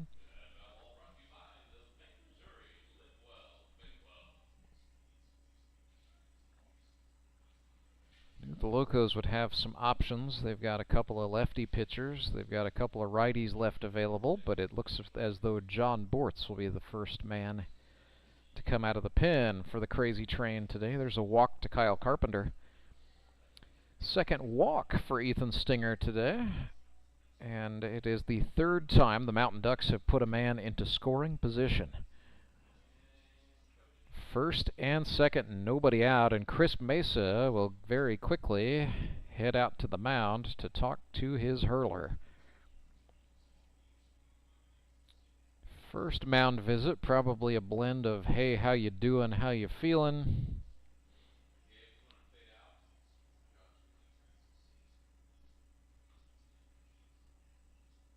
With a little bit of sequencing perhaps thrown in.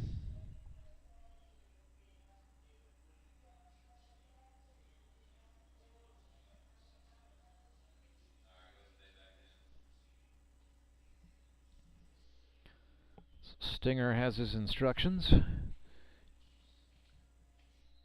Cole Hazelhorst back behind the dish. And Devin Braswell will step into the batter's box. So that would lead me to believe that Braswell may be asked to pitch some more in inning number 6. He may get the 3+ designation for the Mountain Ducks today. John Bortz warming with a little more purpose in the Locos bullpen out there in right. 2 on, nobody out for the Mountain Ducks, but a 10-run ball game. You know, yes, Ethan Stenger did have a no-no going, but he's got to shift gears mentally here and just concentrate on getting some outs.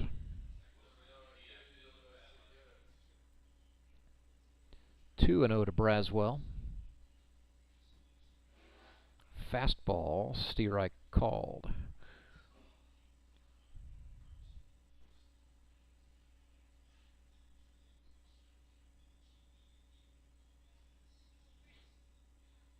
Two balls and a strike. Stenger from up by the chin. Braswell reaches out and pokes one the opposite way. That'll get down for a base hit into left. A little bit of misjudgment on the part of the left fielder, Chandler Maples, and that is all it's going to take for the runner, Nick Bacon, to come across for the Ozark Mountain Ducks, and they strike. 10-1 is the score. RBI base hit off the bat of Devin Braswell. So they're down by 9, but at least for the moment it appears they have solved the Ethan Stenger puzzle. They've got second and third, nobody out. Thomas McFarland is the batter, with fans who drove in from New Jersey in the stands. Fastball, high, ball 1.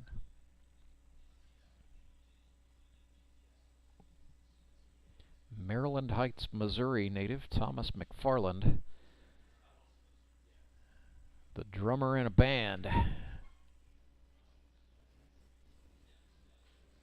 Former national award winner in high school band, actually, at Pattonville High School in the St. Louis Metro. He's also a soccer goalkeeper in high school. But Blue Madison, the name of the band, if you're inclined to check him out. McFarland looks at a strike. He's fallen behind 1-2. McFarland 0 for 1 today. Second look at Ethan Stenger, who has gone back to the full wind with 2 runners in scoring position. Fires home. McFarland lifts this one into shallow center, right into the tricky triangle. But the second baseman, Trey Simpson, backpedaled, made the catch, and his throw to Cole Hazelhorst was on the button. It's going to keep the Mountain Ducks runners in place.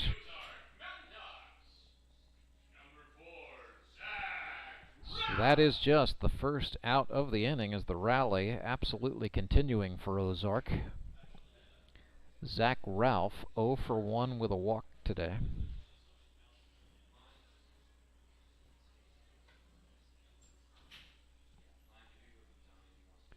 .333 on base percentage for Zach in 2023. Thought about it but checked as Stenger missed down and away.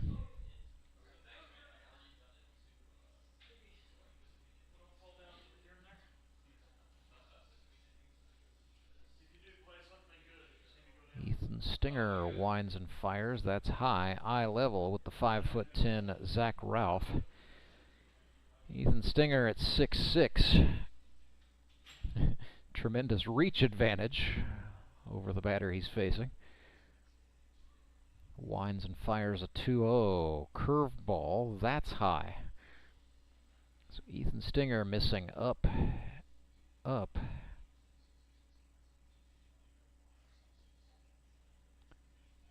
Starting to underthrow a little bit. And he walked him. Ball 4.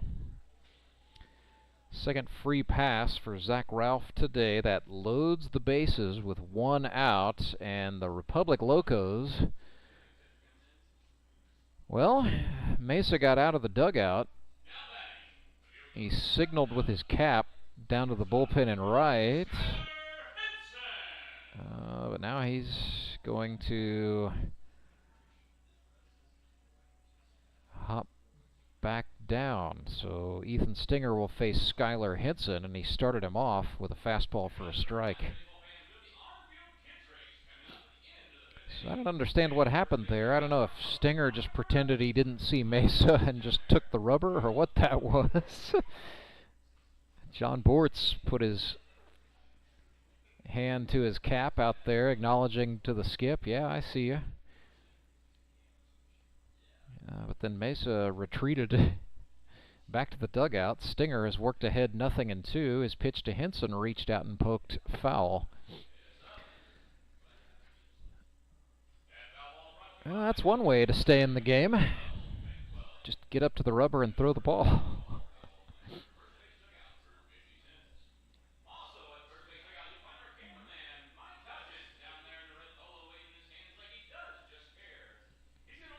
So 0-2, fourth pitch of the sequence coming up after Cole Hazelhorst, the catcher, and his mound man Ethan Stenger finished their chat.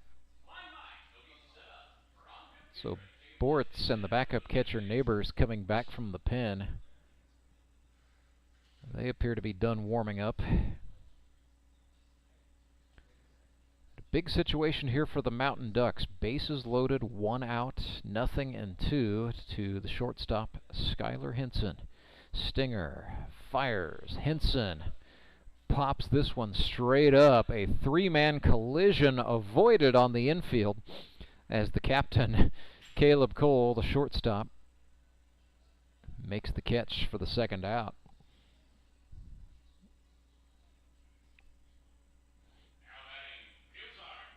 Locos avoid a pileup,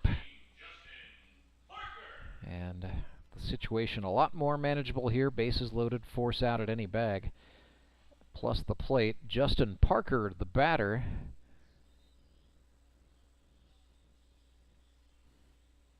Ooh, thought about it, but watched ball one go by high.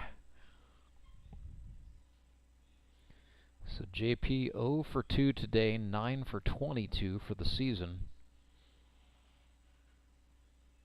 Whew, swung out of his cleats. He has homered once this year. He's also got a triple and 3 doubles. Was most certainly thinking about extra bases, swinging like that.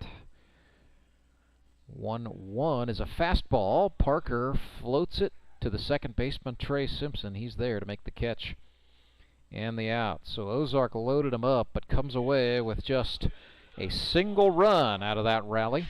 Locos still in command, 10-1. Their advantage. Back with more. The Grip and Rip Baseball League's playoff eliminators after this. Redline Athletics is the Ozarks' #1 youth sports performance training center. Redline uses the latest in technology, equipment, and techniques to help kids ages 8 to 18 prepare for competition in all sports, with our #1 goal to make them a better athlete first. Redline Athletics now offers team training. Bring your full squad in for workouts with our professional staff and boost their speed, strength, agility, and skills. Train like a pro at Redline Athletics, located in Southeast Springfield, just off James River Freeway in South Glenstone. You know the meaning of dedication. The early mornings and the late nights spent pursuing your dream. The commitment and passion to turn those dreams into reality. That spirit of dedication is why Central Bank is always there, working behind the scenes, helping you navigate those twists and turns in your journey with solutions that are tailored to meet your business needs. Central Bank. We do business better.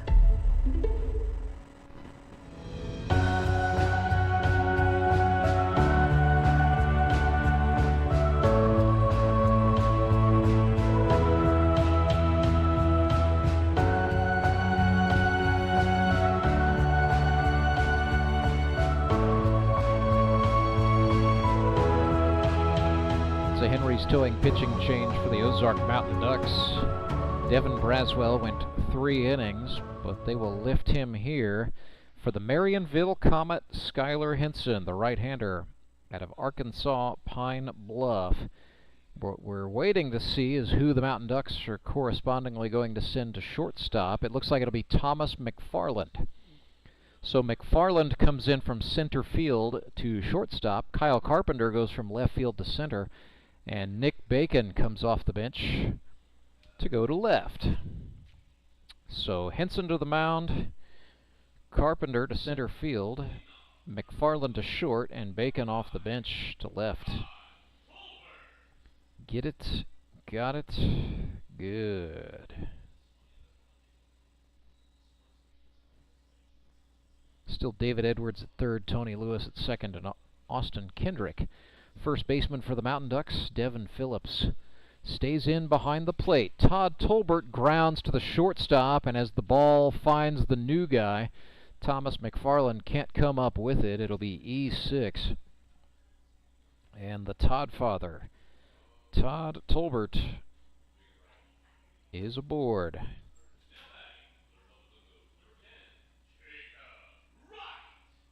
So Tolbert is on for another pinch hitter. Well, he entered as a defensive replacement in right. This is Jacob Wright. First plate appearance, hitting in the 10 spot where Darrell Neighbors was the starter.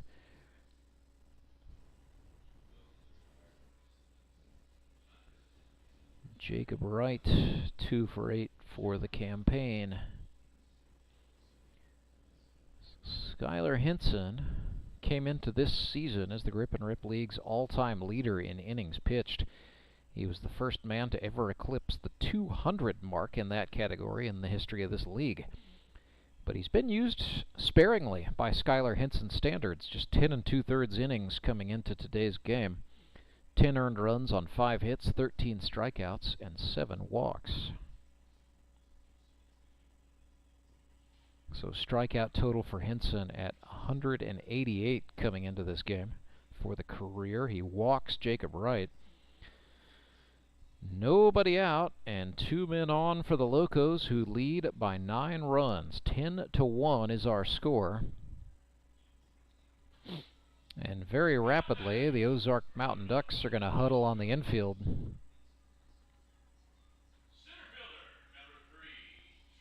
Trent Simpson is 2 for 3 with a couple of singles today.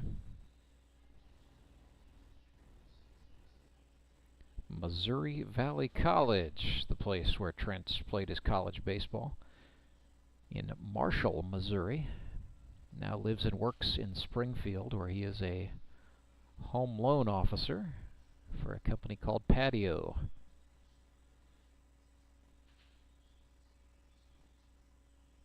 (1-0), make it 2-0. Although he is sponsored this season by his wife's company, Sydney Simpson Digital. Sponsor in online marketing, social media, SEO, and advertising. 2-1. Henson, fastball for a strike. Bent the two-seamer away from the lefty, Trent Simpson. So 2-2. Henson will make a check throw to short. McFarland got the glove into the back of the runner Tolbert. Problem was the glove was empty.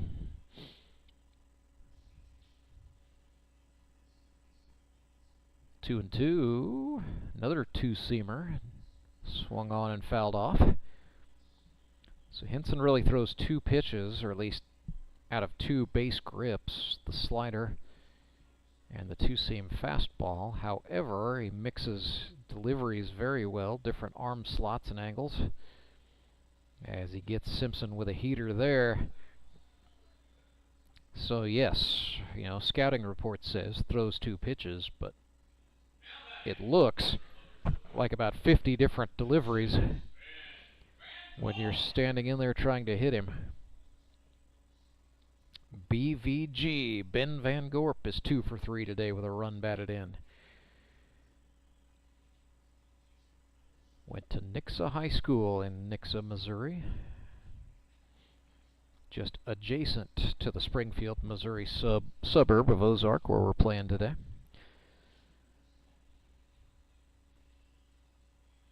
Just south of the Greene Christian County line. There's a slider, Van Gorp. It's this one high, but it's going to stay on the playing surface, and that is where the first baseman, Austin Kendrick, is able to haul it in and get the out for the Mountain Ducks. So 2 on, 2 out. Here is John Arts. Reached on an error last time. 0 for 2 today with a walk. Looked at a strike.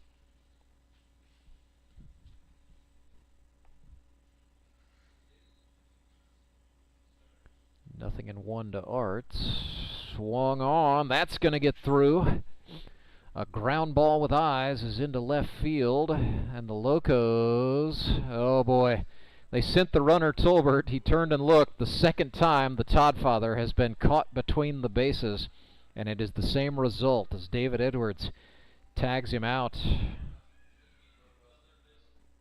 Well, 10-1.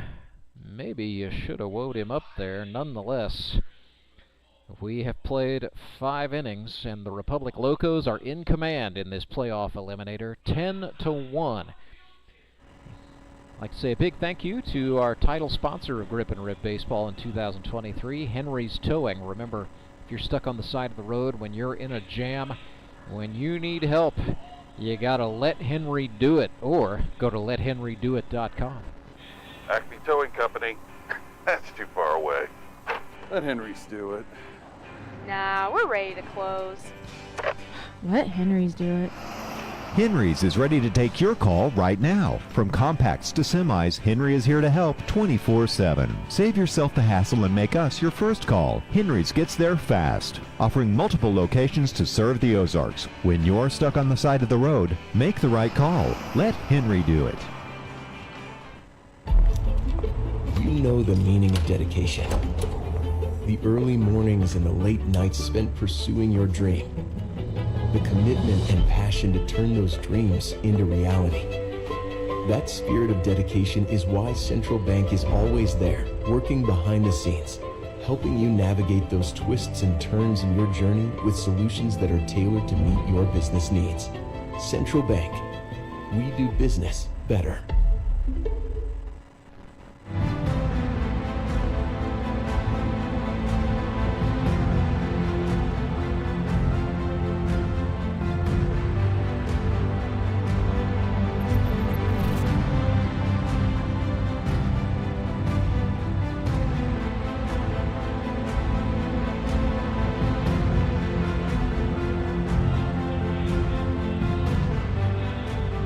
Pretty good run in the kids race there, as it looked like the chosen one, Mila Lewis, just edged out one of the Phillips boys, Devin Phillips and his wife Zoe's boys, for the record, for the dub, and a good show of sportsmanship there in a close race. One of the young Phillips kids pointed to Mila Lewis and said, "She got me." The kids race, every fifth inning, always a good time here in the GRBL, and yes, we even do it in the playoffs.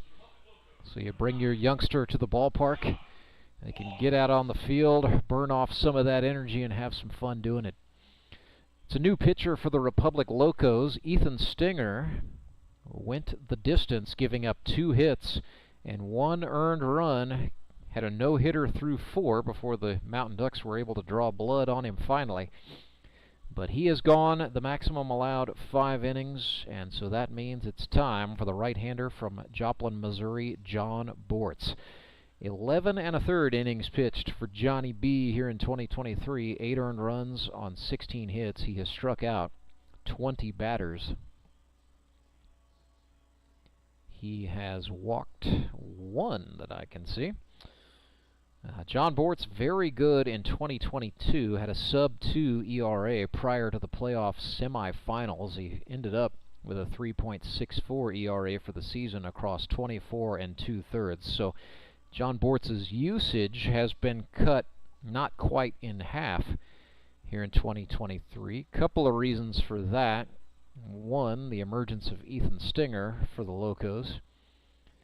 And number 2, some just general arm soreness, and Bortz has been honest about it. He says, "I just haven't quite felt like I did in 2022."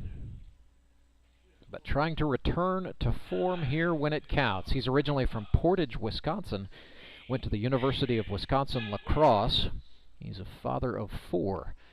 Played a lot of amateur baseball in his home state, and when the family relocated to southwest Missouri, he found the Grip and Rip Baseball League on the internet. Drives just about an hour one way to play ball on Sundays. He says, "You know, some of the folks I work with think I'm a little bit crazy for doing that, but for me the drive is absolutely worth it." But it's not just for baseball. I go to the Springfield Costco while I'm here. Of course, the trip to Costco, I'm sure, will be a little more rewarding for John Bortz and family if he's able to pitch well against David Edwards right here, right now for the Mountain Ducks. 0-1. Arts missed with a slider outside. Fastball slider change, kind of the 1-2-3 in the arsenal for Bortz.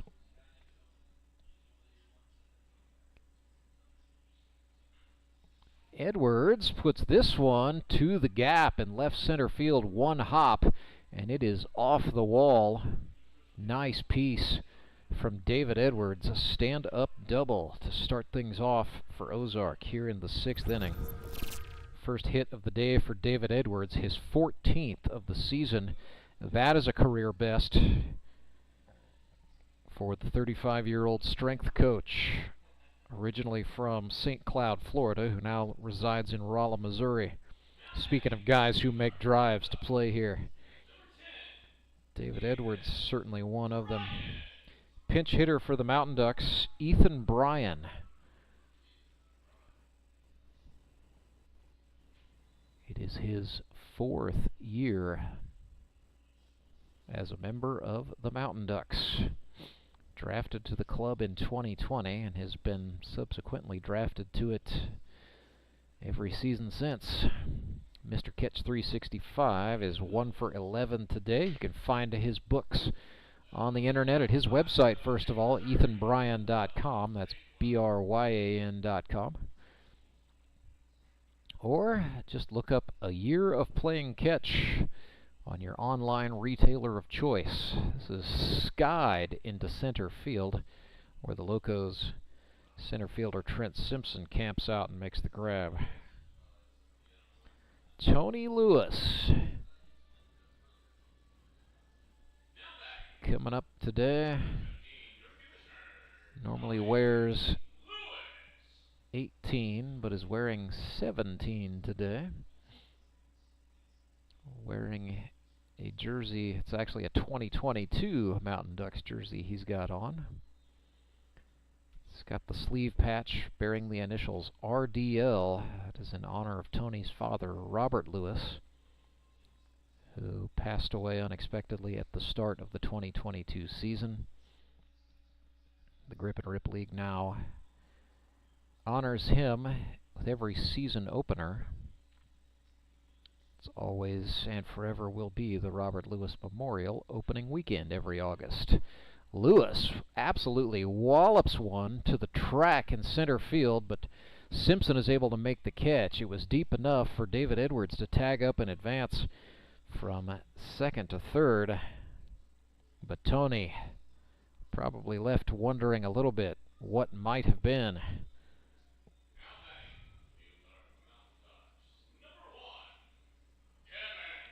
Bring up Devin Phillips, the catcher. His second season has certainly been his best season. 11 hits now for Phillips in 25 at-bats. He has brought in 8 runs.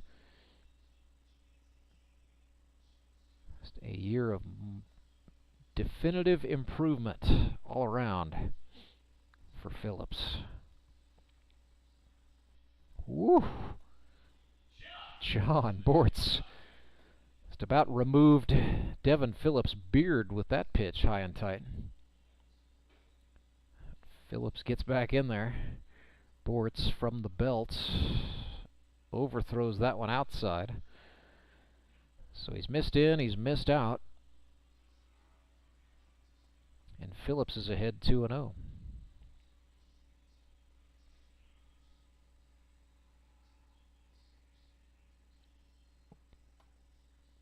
Back to the inside goes Bortz. 3 balls, no strikes, 2 outs. The runner at third is Edwards. Mountain Ducks trailing by 9. Looking for base runners however they can get them. Phillips swings at a 3-0. Strike 1.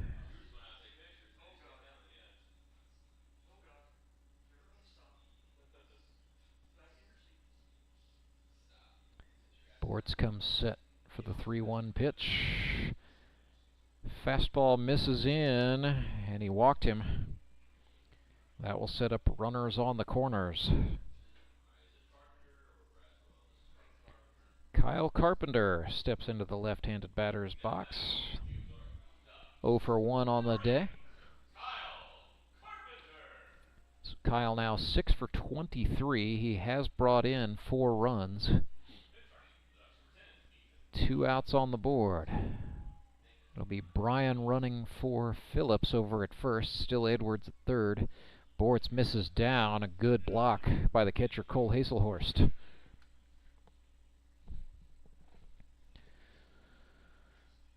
One and 0 to Carpenter. Big open left-handed stance. Bortz answers back with a changeup over the plate for strike 1.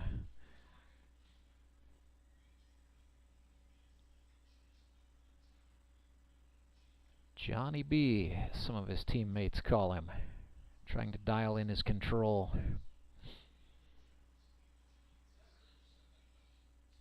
Chris Mesa does something like this to me every year, where he drafts players with similar names. This year it's John Bortz and John Arts. So Johnny A and Johnny B, both Johns spell it without an H. So Jon Bortz is in a 2-1 count with Kyle Carpenter. Bortz comes set from the belt. Whew, Carpenter took kind of a defensive swing there, stepping backwards, but he just spoiled it foul. Pretty nice attack pitch from Jon Bortz.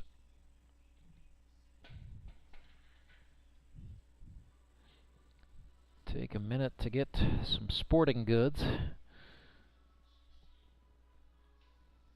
So Carpenter will have a second to collect himself and lower his heart rate a bit. This game nearing the 2-hour mark. We're at 70 degrees. Not a cloud from our vantage point. Blue skies and abundant sunshine. The 2-2. Carpenter chased in the dirt. Hazelhorst up with it. Throw brought Tolbert off the bag. Carpenter is going to be safe on a dropped third strike, and a run scores. So it's now 10-2. Oh, and poor Jon Bortz should have pitched himself out of the inning with that. Instead, a run comes across. There was a runner on first. So that's what Caleb Cole is trying to argue, that dropped third strike shouldn't have mattered. But that's going to stand. E2, it is 10-2. Still a lead for the Locos. Runners are on first and second, and it's Nick Bacon batting. His first plate appearance of the day.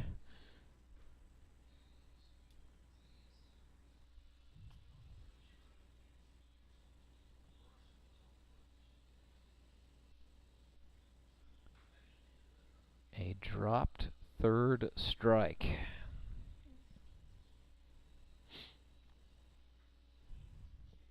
One and 0 to Bacon. Chased a high fastball.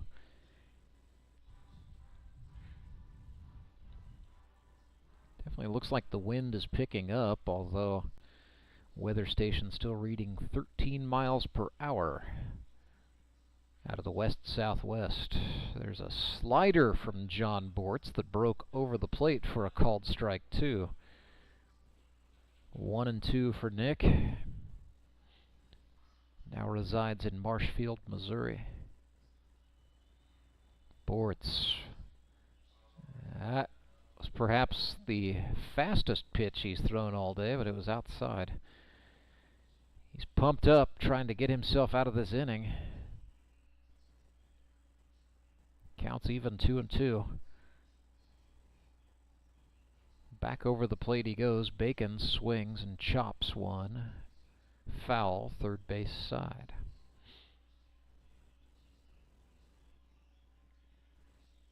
So we'll do the 2-2 again. Top of the 6th, Ozark Mountain Ducks trail the Republic Locos 10-2. Bortz sets up, winds and fires. Bacon swings and golfs one, just pulls it foul. Not a bad swing at all. He was just a little early to it.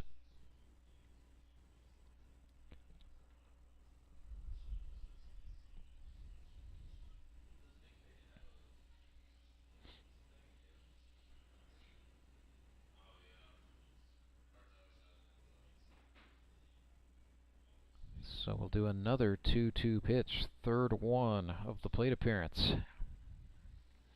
2 men on. 2 out. Bortz sets and fires. Got him upstairs. Down on strikes goes Nick Bacon, and Jon Bortz ended up with 2 strikeouts in the inning. The Mountain Ducks ended up with a run on a dropped third strike call. So 10-2 is the score. Republic Locos in front. They will come to bat in the bottom of the 6th. Back with more of this Grip and Rip Baseball League playoff eliminator after this. I'm Nicole Cartmel with the Bank of Missouri. Whether you're looking to pay bills or make a big purchase, sometimes you need cash quickly to take that next step. A consumer loan might be a perfect option to help you live well, bank well. Sonia McClendon, one of our branch managers, is here to explain. Thank you, Nicole. We provide personal consumer loans for almost any purpose, from building your credit to financing that new car. We offer competitive rates, and decisions are made locally so we can get you the money that you need quickly. But what makes our consumer loans unique is that personal touch. For example, I recently worked with a customer to secure a loan for a horse trailer. He could have went elsewhere, but he chose to work with his bank because of that personal relationship that we've built with him. Being able to work with your personal banker that you know and trust makes a big difference. That's right, because we work with our customers to help them live well, bank well. Get started at bankofmissouri.com.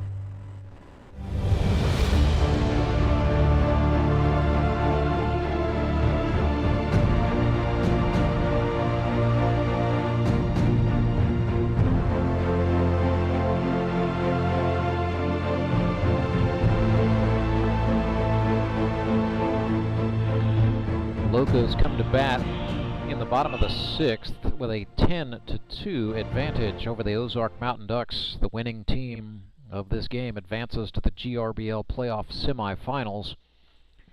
For the losing team, the season is over. Caleb Cole is ahead 1-0 against Skyler Henson. This one is absolutely launched into the stratosphere, coming down, rumble and bumble and stumble, and Tony Lewis, the second baseman, hangs on for the out. And yes, did we mention 13-mile-per-hour winds?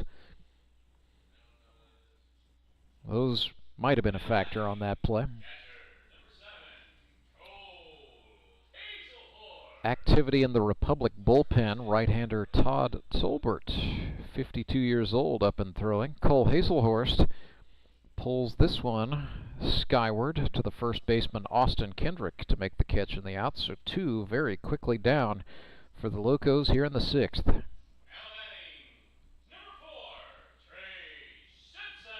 Bring up Trey Simpson, 1 for 3 today with a 2 RBI double that he smacked out to left field in the fourth.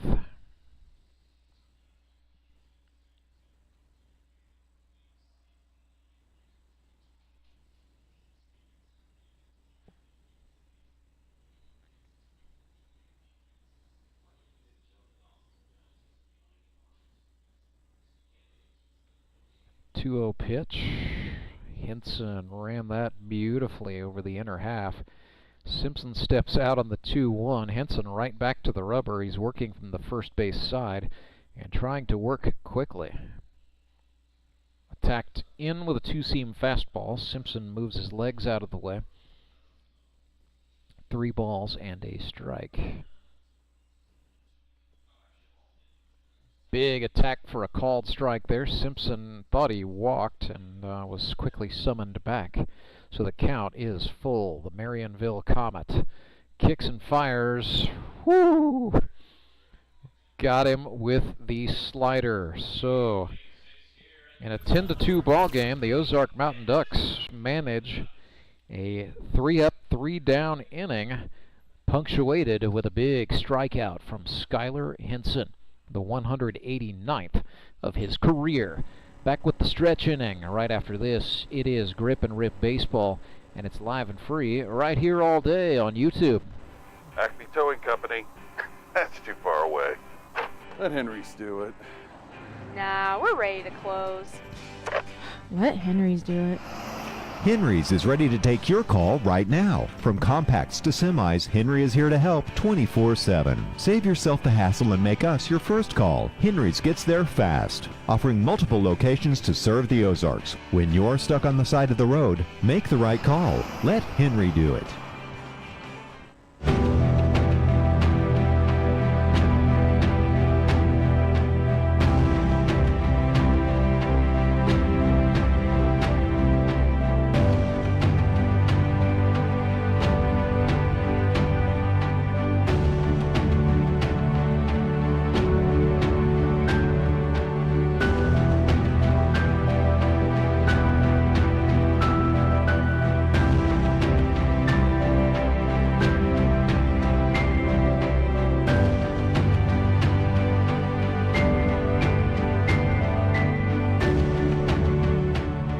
business picking up for the Republic Locos. It's a Henry's towing pitching change.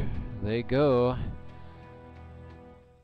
to a guy who inspires many of his teammates and adversaries out here in the Grip and Rip Baseball League. At 52 years old, the second oldest active player in the GRBL, out of Fairgrove, Missouri, the Todd Father, Todd Tolbert. 5 innings pitched for the Todd Father in 2023. He has allowed 2 hits. He's walked 3 batters, hit 1, and struck out 2. And his last outing was an absolute gem against the Moon City Mavericks. 2 innings, 6 up, 6 down, with 1 strikeout. The Todd Father, as he is known, part of that GRBL Original 60. He was a spring chicken at 45 back then when he broke in and was signed to Grip and Rip Blue. He's been with the Finley River Rascals, the A&L Electric Shockers, the Sumit's Hot Yoga Yogis. He's been with the Moon City Mavericks, the Republic Locos, the Ozark Mountain Ducks, and now back with the Locos in 2023. The Todd Father's connections run deep with both of the managers in this game, Chris Mesa and Austin Kendrick with the Mountain Ducks. But it was Mesa who signed Tolbert, brought him back to the Locos for 2023, and the Todd Father has been very nicely and very quietly killing them softly all season long. So Tolbert on for the top of the 7th. With the Locos in command, 10-2 they lead. The first batter the Todd Father will face is Thomas McFarland. And Todd starts him off. 2-seam fastball for a called strike.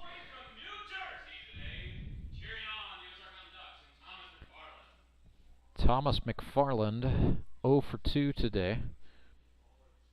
Struck out looking at the hands of Ethan Stenger in the 3rd.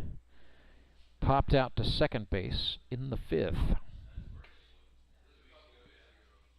22-year-old Thomas McFarland against 52-year-old Todd Tolbert. Just 3 decades separate these men, as Tolbert got another called strike on the outer half to jump ahead 1-2. Todd Tolbert was either 29 or 30 years old at the time Thomas McFarland was born.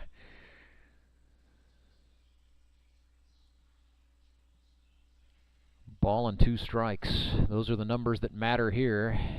Tolbert threw a breaking pitch, not a bad idea, but McFarland declined to chase it, so the count's even. Todd, an operations supervisor at Associated Electric.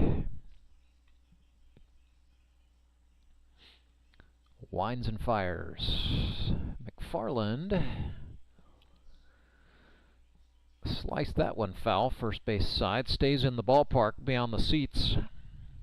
Out on the grassy berm, first base side. 6th pitch of the plate appearance.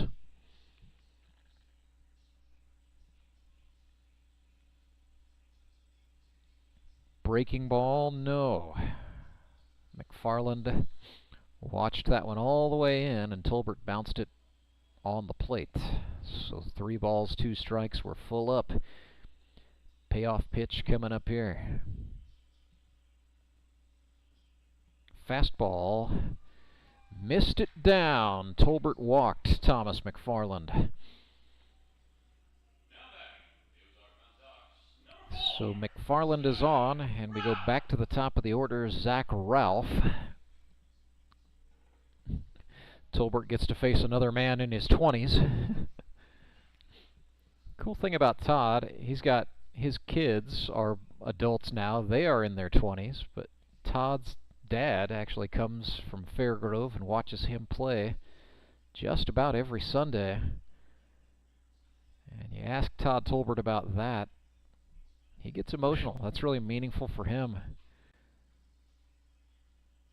Just a father-son bond. They always get to just really make it a lifetime game.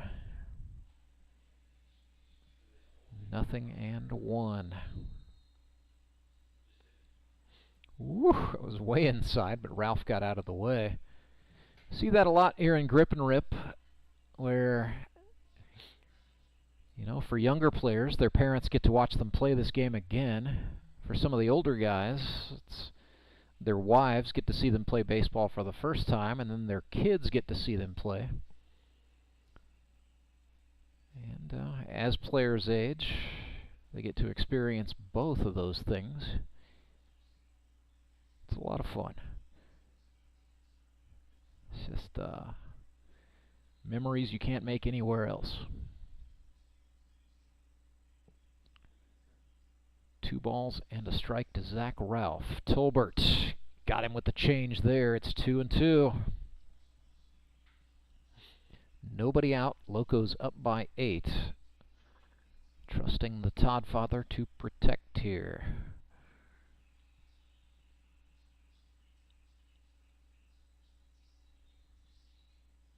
From the belt. Breaking ball outside. So another full count. Tolbert adjusting that sleeve on his right throwing arm again. Not sure if that's giving him trouble. But 3 balls, 2 strikes, payoff pitch. Ralph grounds this one to the second baseman. Trey Simpson flips to Cole for 1. They will not get Zach Ralph in time for the double play. But some quick work by the middle infielders for the Locos nonetheless to keep a man out of scoring position. 4-6 fielder's choice in the books. And the batter is Skyler Henson. So the Marionville Comet 0 for 3 today. Falls to 7 for 26 on the season.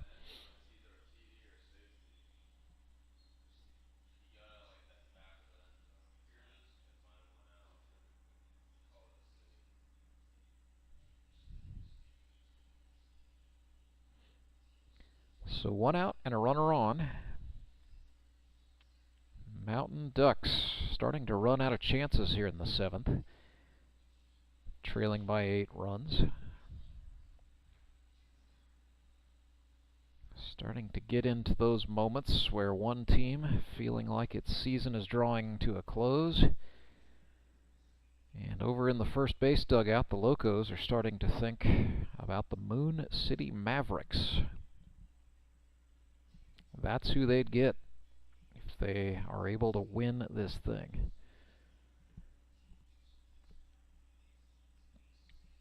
And that would set up the Nixa Suckers with the #1 overall seed to play the winner of our 3 o'clock game today between the Springfield Mets and the Branson Showmen. Henson rips this one into left field. Base hit for the Marionville Comet. He says, "Rance, what are you talking about? Our season's not quite done yet." So that single puts 2 men on for Justin Parker. And JP 0 for 3 would like to hit one into the outfield as he walks up to a song by the outfield.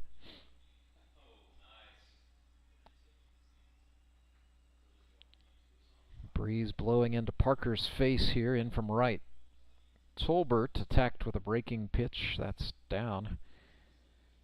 Another drop and a block by the catcher Haselhorst.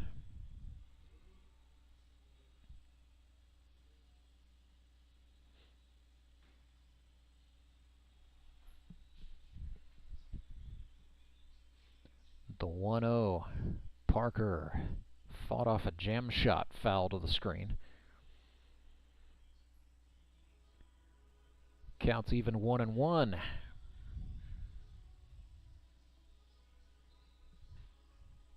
Is that an organ version of Your Love by the Outfield? Wow. Our organist is bringing it. Yes, Josie's on a vacation far away. Todd Tolbert was up and out of the zone. Not exactly far away. But it is 2-1.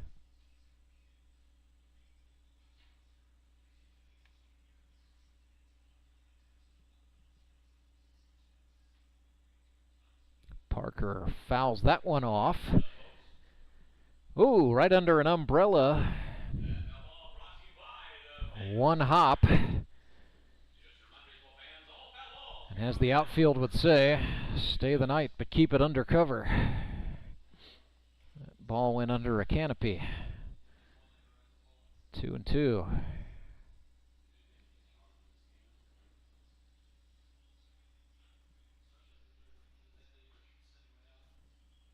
Well, the lyricist in that song is looking for a little bit of a low-key liaison. Justin Parker looking for a base hit and a chance to extend this ball game for the Mountain Ducks. They just need base runners however they could get them at this point. 10-2, the Locos advantage, top of the 7th. Tolbert throws a breaking pitch, and Parker swung out of his cleats. Down on strikes he goes.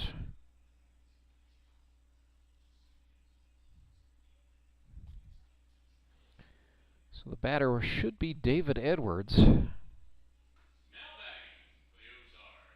It is Edwards. 2 down and 2 on. The Todd father laboring a little bit, but has a chance to punch his way out of the inning right here. He comes set. There's a back pick throw, and that's going to go into center field. Runners will move up. So I'm not sure what Tolbert and Caleb Cole chatted about before Edwards came to scratch, but I dare say that wasn't it.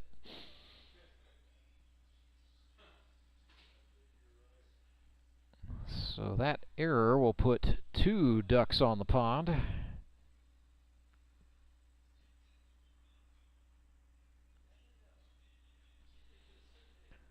Although that does open up first base for David Edwards. 2 gone. Tolbert winds and fires. That's down.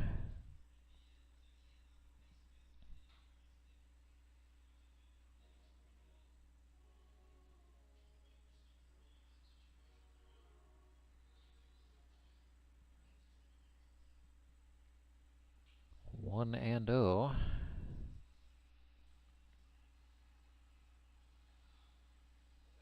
This ball game now 2 hours 18 minutes old. What we're watching for is the 2 hour 35 mark. And yes, the GRBL does have a time limit rule. It is in effect for the playoffs, except for the championship game. And well, I mentioned first base was unoccupied. A dejected David Edwards just wore one between the 1 and the 6 on his back. Had a little bit of a yard sale with some of his equipment in disgust, leaving others to pick it up.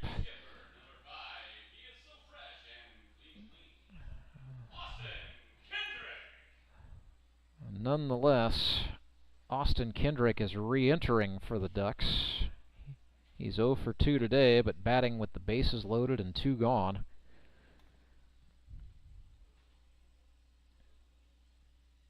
So the 2 hour 35 mark would not be in effect until we reach 2:44 on the clock. Austin Kendrick got hit, and so Tolbert plugs in a run. Zach Ralph crosses the plate. Little gamesmanship in the face of his friend Cole Hazelhorst there. So the margin is now 7. 10-3, the Locos lead. And the batter is Tony Lewis. So Tony walloped one a long way for a fly out to center field last time. And Chris Mesa is going to go and get Todd Tolbert. It'll be a Henry's towing pitching change for the Locos. They're going to bring on right-hander Ben Van Gorp. We will take a short timeout while he gets loose. I'm Nicole Cartmel with the Bank of Missouri. Whether you're looking to pay bills or make a big purchase, sometimes you need cash quickly to take that next step. A consumer loan might be a perfect option to help you live well, bank well. Sonia McClendon, one of our branch managers, is here to explain. Thank you, Nicole. We provide personal consumer loans for almost any purpose, from building your credit to financing that new car. We offer competitive rates, and decisions are made locally so we can get you the money that you need quickly. But what makes our consumer loans unique is that personal touch. For example, I recently worked with a customer to secure a loan for a horse trailer. He could have went elsewhere, but he chose to work with his bank because of that personal relationship that we've built with him. Being able to work with your personal banker that you know and trust makes a big difference. That's right, because we work with our customers to help them live well, bank well. Get started at bankofmissouri.com.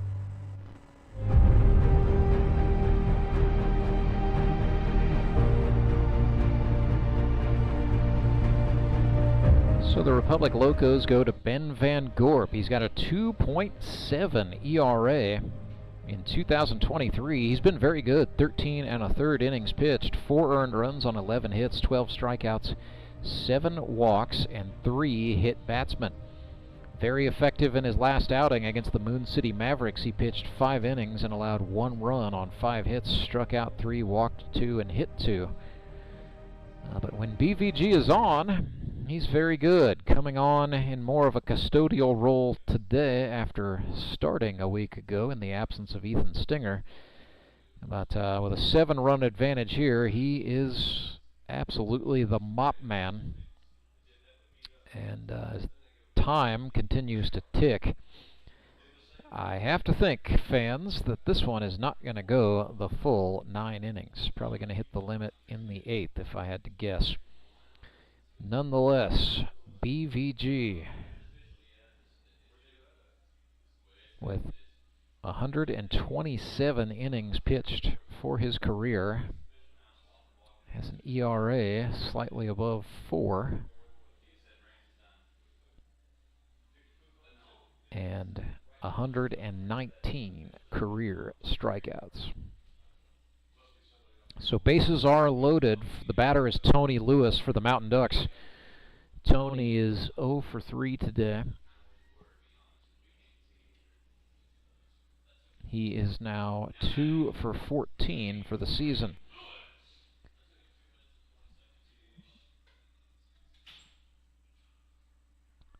BVG winds and fires. Lewis swung on and missed.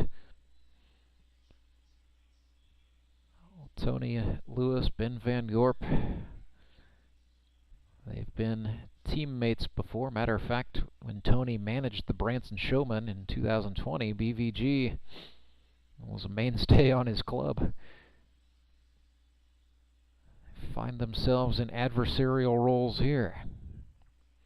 Counts even, 1-1. 2 outs. 3 runners on the bases. Van Gorp comes home with a fastball, and Lewis swung over the top. Lewis steps out, adjusts the batting gloves, deep breath in and out.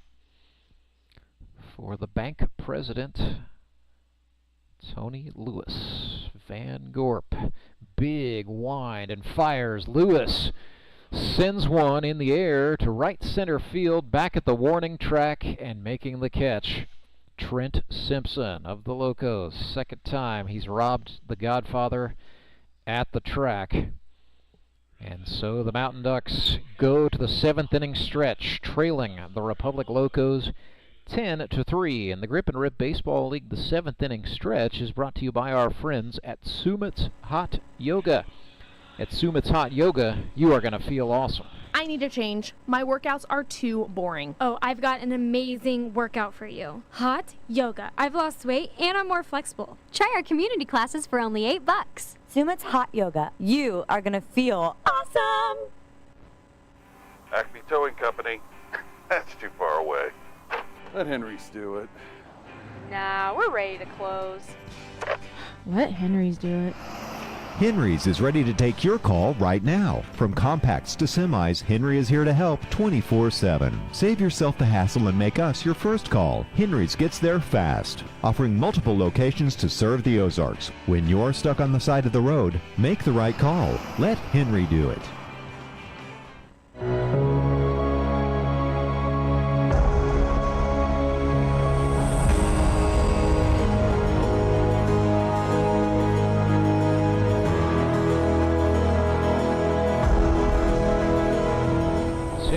Republic Locos lead the Ozark Mountain Ducks. Coming up, well, it probably won't be at 3 o'clock, but after this one, right here on the GRBL's YouTube channel, we'll start a new stream for the Branson Showmen and the Springfield Metropolitans in another win and go on, lose and go home playoff eliminator. And I can confirm for you, starting pitchers in that one, Cole Rourke for the Branson Showmen against Chris Matlock for the Springfield Metropolitans. Should be a pretty good dandy between a couple of veteran right-handed pitchers. Chandler Maples steps in for the Republic Locos facing the Marionville Comet. Skyler Henson started Chandler bats with a Steerike at 0-1, swung on and fouled off. So it'll be Maples, Noble, or check that, it'll be Maples, Bortz, and Jacob Wright, I believe, this inning. Well, I say that, but Wright is on the rail. Todd Tolbert is up with a bat in his hand, so some lineup changes afoot for Republic here on the downside of the 7th inning stretch. 10-3 is the score. Locos with 13 hits.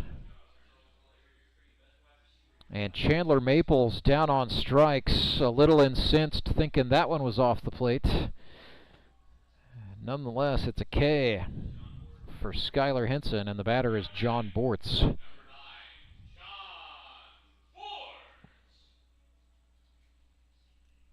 So Bortz from Portage, Wisconsin originally.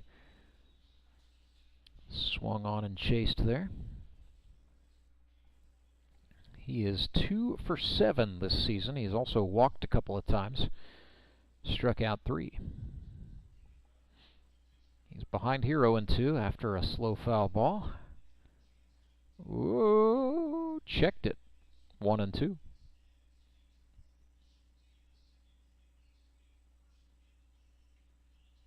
Henson got him on a slider. Back-to-back Ks for the Marionville Comet. That's now 3 consecutive for him, dating back to the 6th inning. And the batter is Tolbert. Reached on an error last time. The Todd father.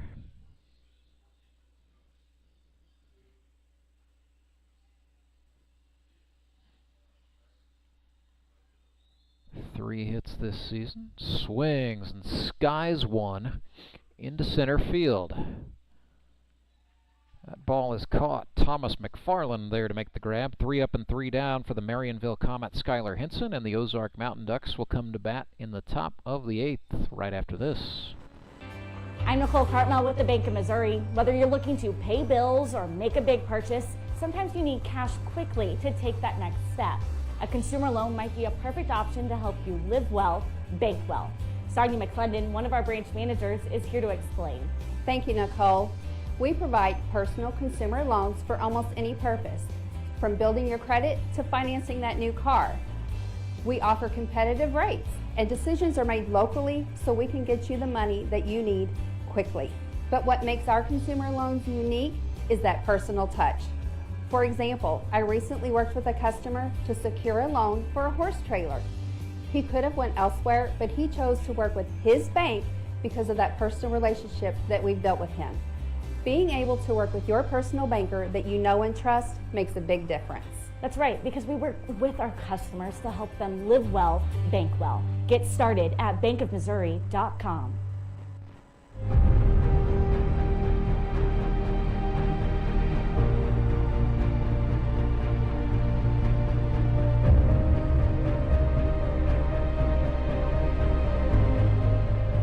Van Gorp back to the hill for the Locos for the top of the 8th, and this will likely be the last inning of this ball game. Mountain Ducks and Republic Locos up against the clock in addition to each other. The cut time to start a new inning is going to be 2:44 p.m. here in the Central Time Zone. Right now it is almost 2:40. So unless we can play an entire inning in 4 minutes, this is it. Devin Phillips, the Mountain Ducks catcher, comes up. Van Gorp fires a fastball. No. Ball 1.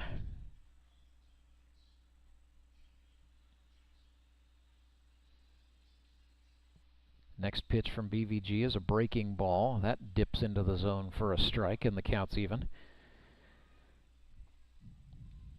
Phillips, Carpenter, and the re-entered Seth Burns scheduled to bat for the Mountain Ducks here in the 8th. Phillips looked at strike 2. It's now a ball and 2 strikes. Van Gorp winds and fires a curve. Phillips chops this one foul, third base side.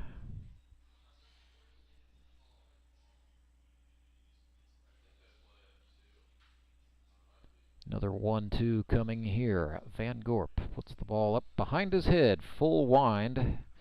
Ran one in. Phillips with a defensive swing flies this one just behind third base, with the shortstop Caleb Cole is there to get the catch and the out.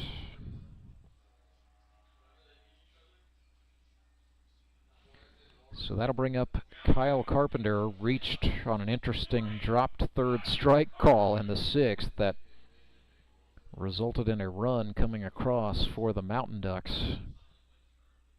Carpenter lifts this one toward the left field line, tailing and caught on the run. Chandler Maples turned on the wheels and hauled in a great grab for the second out.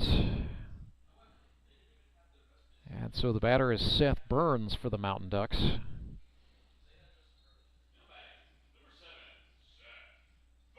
And we may end up getting a 9th inning after all. Van Gorp winds and deals. Oh, that bounced and caught the umpire John Boyles.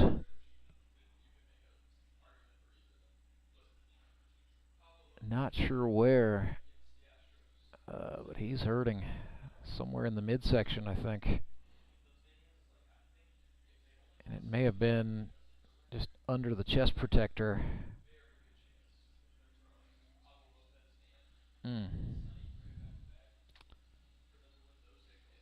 So he will take a moment and a deep breath.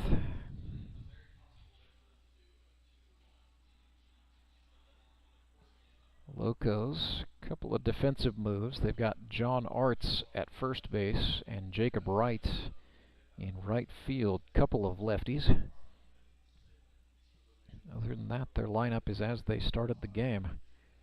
Save for the pitcher, Van Gorp, of course, who's now in a 1-1 count with Seth Burns. Van Gorp missed out with a fastball, 2-1.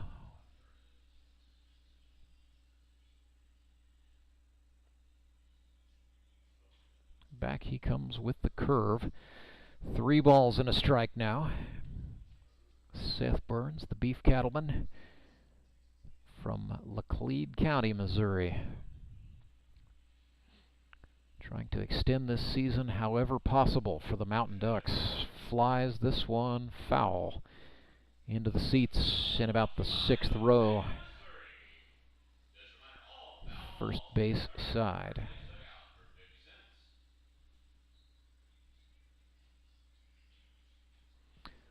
Full count. Van Gorp's payoff pitch. Swung on and missed. Dropped third strike.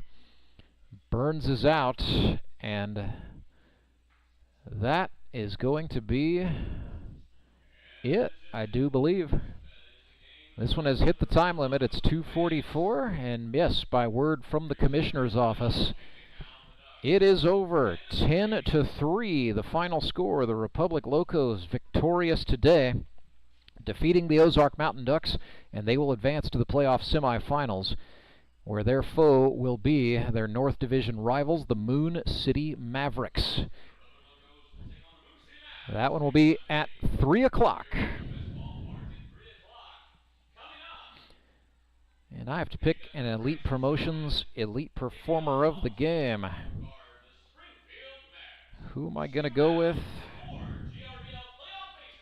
Well, let's see. What's standing up here? Drew Noble drove in. What would be the game winner? I'm going to looking for RBIs, looking for hits. Looking. Couple of multi-hit games. Yeah, you know what? Let's do this. Our Elite Promotions Elite Performer of the game for the Locos. 2 for 4 on the day with a run batted in. It was a pivotal run in the second inning. Let's go with BVG Ben Van Gorp, who also came on and pitched a scoreless 8th inning. So BVG, our Elite Promotions Elite Performer of the game. Big tips of the cap as well to Trent Simpson, to Caleb Cole for driving in a couple of runs. Cole Hazelhorst had a 2 for 4 performance. And definitely would be remiss, Ethan Stenger, the starting pitcher for the Locos. He threw 5 innings, carried a no-hitter through 4, gave up 2 hits in the 5th, and 1 earned run to go with that. So, absolute gem for Ethan Stenger, and a great outing today from several Republic Locos with the bats in their hands. But out of that very competitive field, we'll choose BVG as our Elite Promotions Elite Performer of the game. So for the Ozark Mountain Ducks, the season is over. They finished the year 2-6. And where the future will go for the 15 members of the Mountain Ducks and their manager Austin Kendrick, well, only time can tell you that story. But definite good year for several members of the Mountain Ducks. Definitely want to highlight the catcher Devin Phillips. It was a marked season of improvement for him.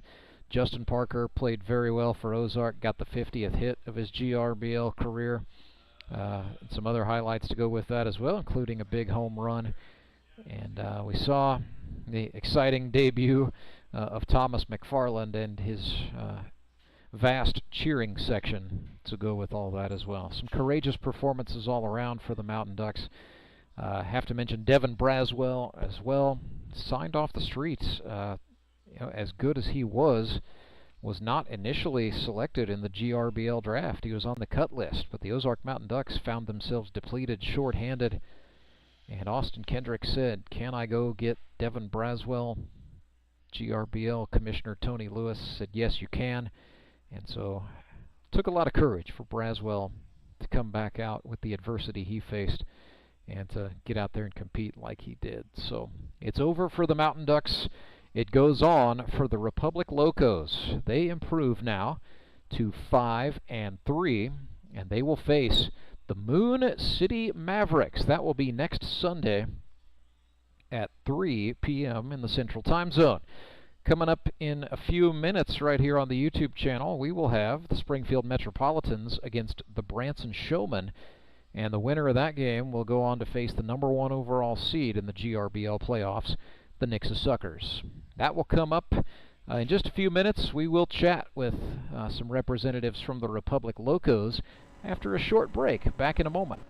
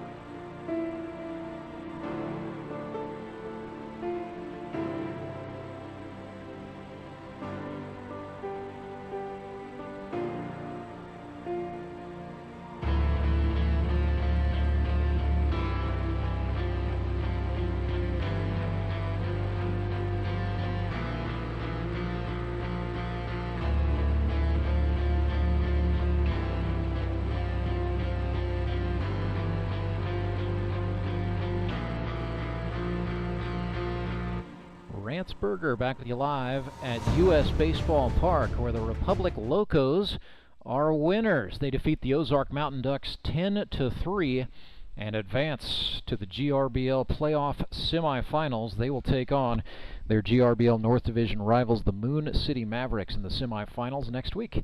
Pleased to be joined by our Elite Promotions Elite Performer of the game, Ben Van Gorp. Capitalized 3 up, 3 down in the scoreless 8th inning to finish off that 10-3 win. Also, good performance offensively for you today, BVG. Yep. 2 for 4, couple of base hits, and a very important RBI in the second. Yeah, felt good. Yeah. I just tried to simplify a few things with the swing.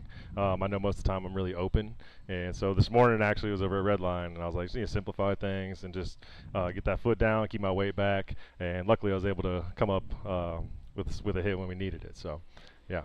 So good performance from you guys offensively today. How important was it just in the scheme of this game to jump on the Mountain Ducks like you did, putting up 4 runs in the first and really not looking back? Yeah, that's big for us, especially with Stenger on the mound, man. Like, he's tough to. I'm glad I don't have to face him. He's a good. he's a great pitcher, and he's always going to give us a chance. So, no, that's big for us, especially in the playoffs. It's tough to come back, and especially you put up a 4 spot. You know, 1 run here or there. You know, you get that back pretty easy, but putting up 4, it's good for us. So played some good ball today. So Ethan Stenger today, you mentioned him, so I'll mention him. Carried a no-hitter through 4 innings, ended up getting hit there in the 5th. And I was a little mad about that one. Yeah, well, I think some Ethan Stenger fans were a little mad about that one too. I was like, give me the error on that one. I don't mind, but no, that's all right. No, he had a heck of a performance today. So, and it was just a good team win, man. And guys are hitting the ball, having fun. Whenever we're loose and we're just here to play baseball and have a good time, we play well. So it was a good dub for us today. Kind of a different performance for you today. You know, a week ago you guys didn't have Stenger, so you pitched 5 innings and threw a gem. Today we see you go to the closer's role. So a little bit of a mental adjustment goes with that for you. Sure, a little bit. You know, every time I go out on the mound, I just want to perform and be the best and give my team a chance. So whatever role that is, I'm willing to do it. And Chris trusts me to put me in there whenever it may be. I know Todd was struggling a little bit, and it happens. And so I came in and just we got to pick each other up. You know, whenever somebody gets down, they get frustrated with themselves. It's all about picking each other up. And kind of an advantage having you on a team that's pretty deep with pitchers, but I know you're not a long warmer-upper. You're kind of known as a guy who can get ready in a hurry. Microwave, Yeah, what is the secret there for you being a microwave? I think it's just there's something about being on the mound, man. It's different than any other place that I could be. And so once I get in there, I'm just in the zone. I could have 8 pitches warmed up, 5, whatever it is. I'm ready to rock. Yeah. So I think that's always just been a part of my game. So. Let's talk about just the psychological aspects of the GRBL playoffs, because I know you've been here in this situation before, but you're going back to the semifinals. Yeah. Again, it's happened to you several times in your career. You know, what is the intensity level like, and just psychologically, what is it like when the GRBL season hits October? Right. It's different. You know, want to show up in playoff time. I know I kind of struggled at the plate today, so it was good to get on and get some hits. I want to say that we just want to come out here, and I just goofed up. I forgot what you asked. I was just asking about the mental part of the game in October in the grip and rip, where it's just win in advance, and if you lose, it's over. Right. Oh, I mean, it's baseball, man. And it picks up a little bit, especially with guys like Caleb Cole and Hazelhorst on the team. Those guys are pretty intense. And so I like to keep it loose. You know me. Always trying to keep the guys, have them smiling, have them relaxed, and at the same time, you're going up to the plate with an approach. When you're on the mound, you know who you're facing, and you know what they might struggle with and what you want to stay away from. And we all know each other out here for the most part, especially since being here since league year 1. It's cool to come out here and just catch up with all the guys, and it's playoff season. We're here. Speaking of guys you know from year 1, he just walked through our shot, so let's talk about him. Daniel England, he and the Moon City Mavericks are going to be the squad you face next week. Your old nemesis. What's it going to take for the Locos to get over the hump that is Moon City? It's tough to beat somebody 3 times, and I feel like we should have won those games that we played against them. One was on me.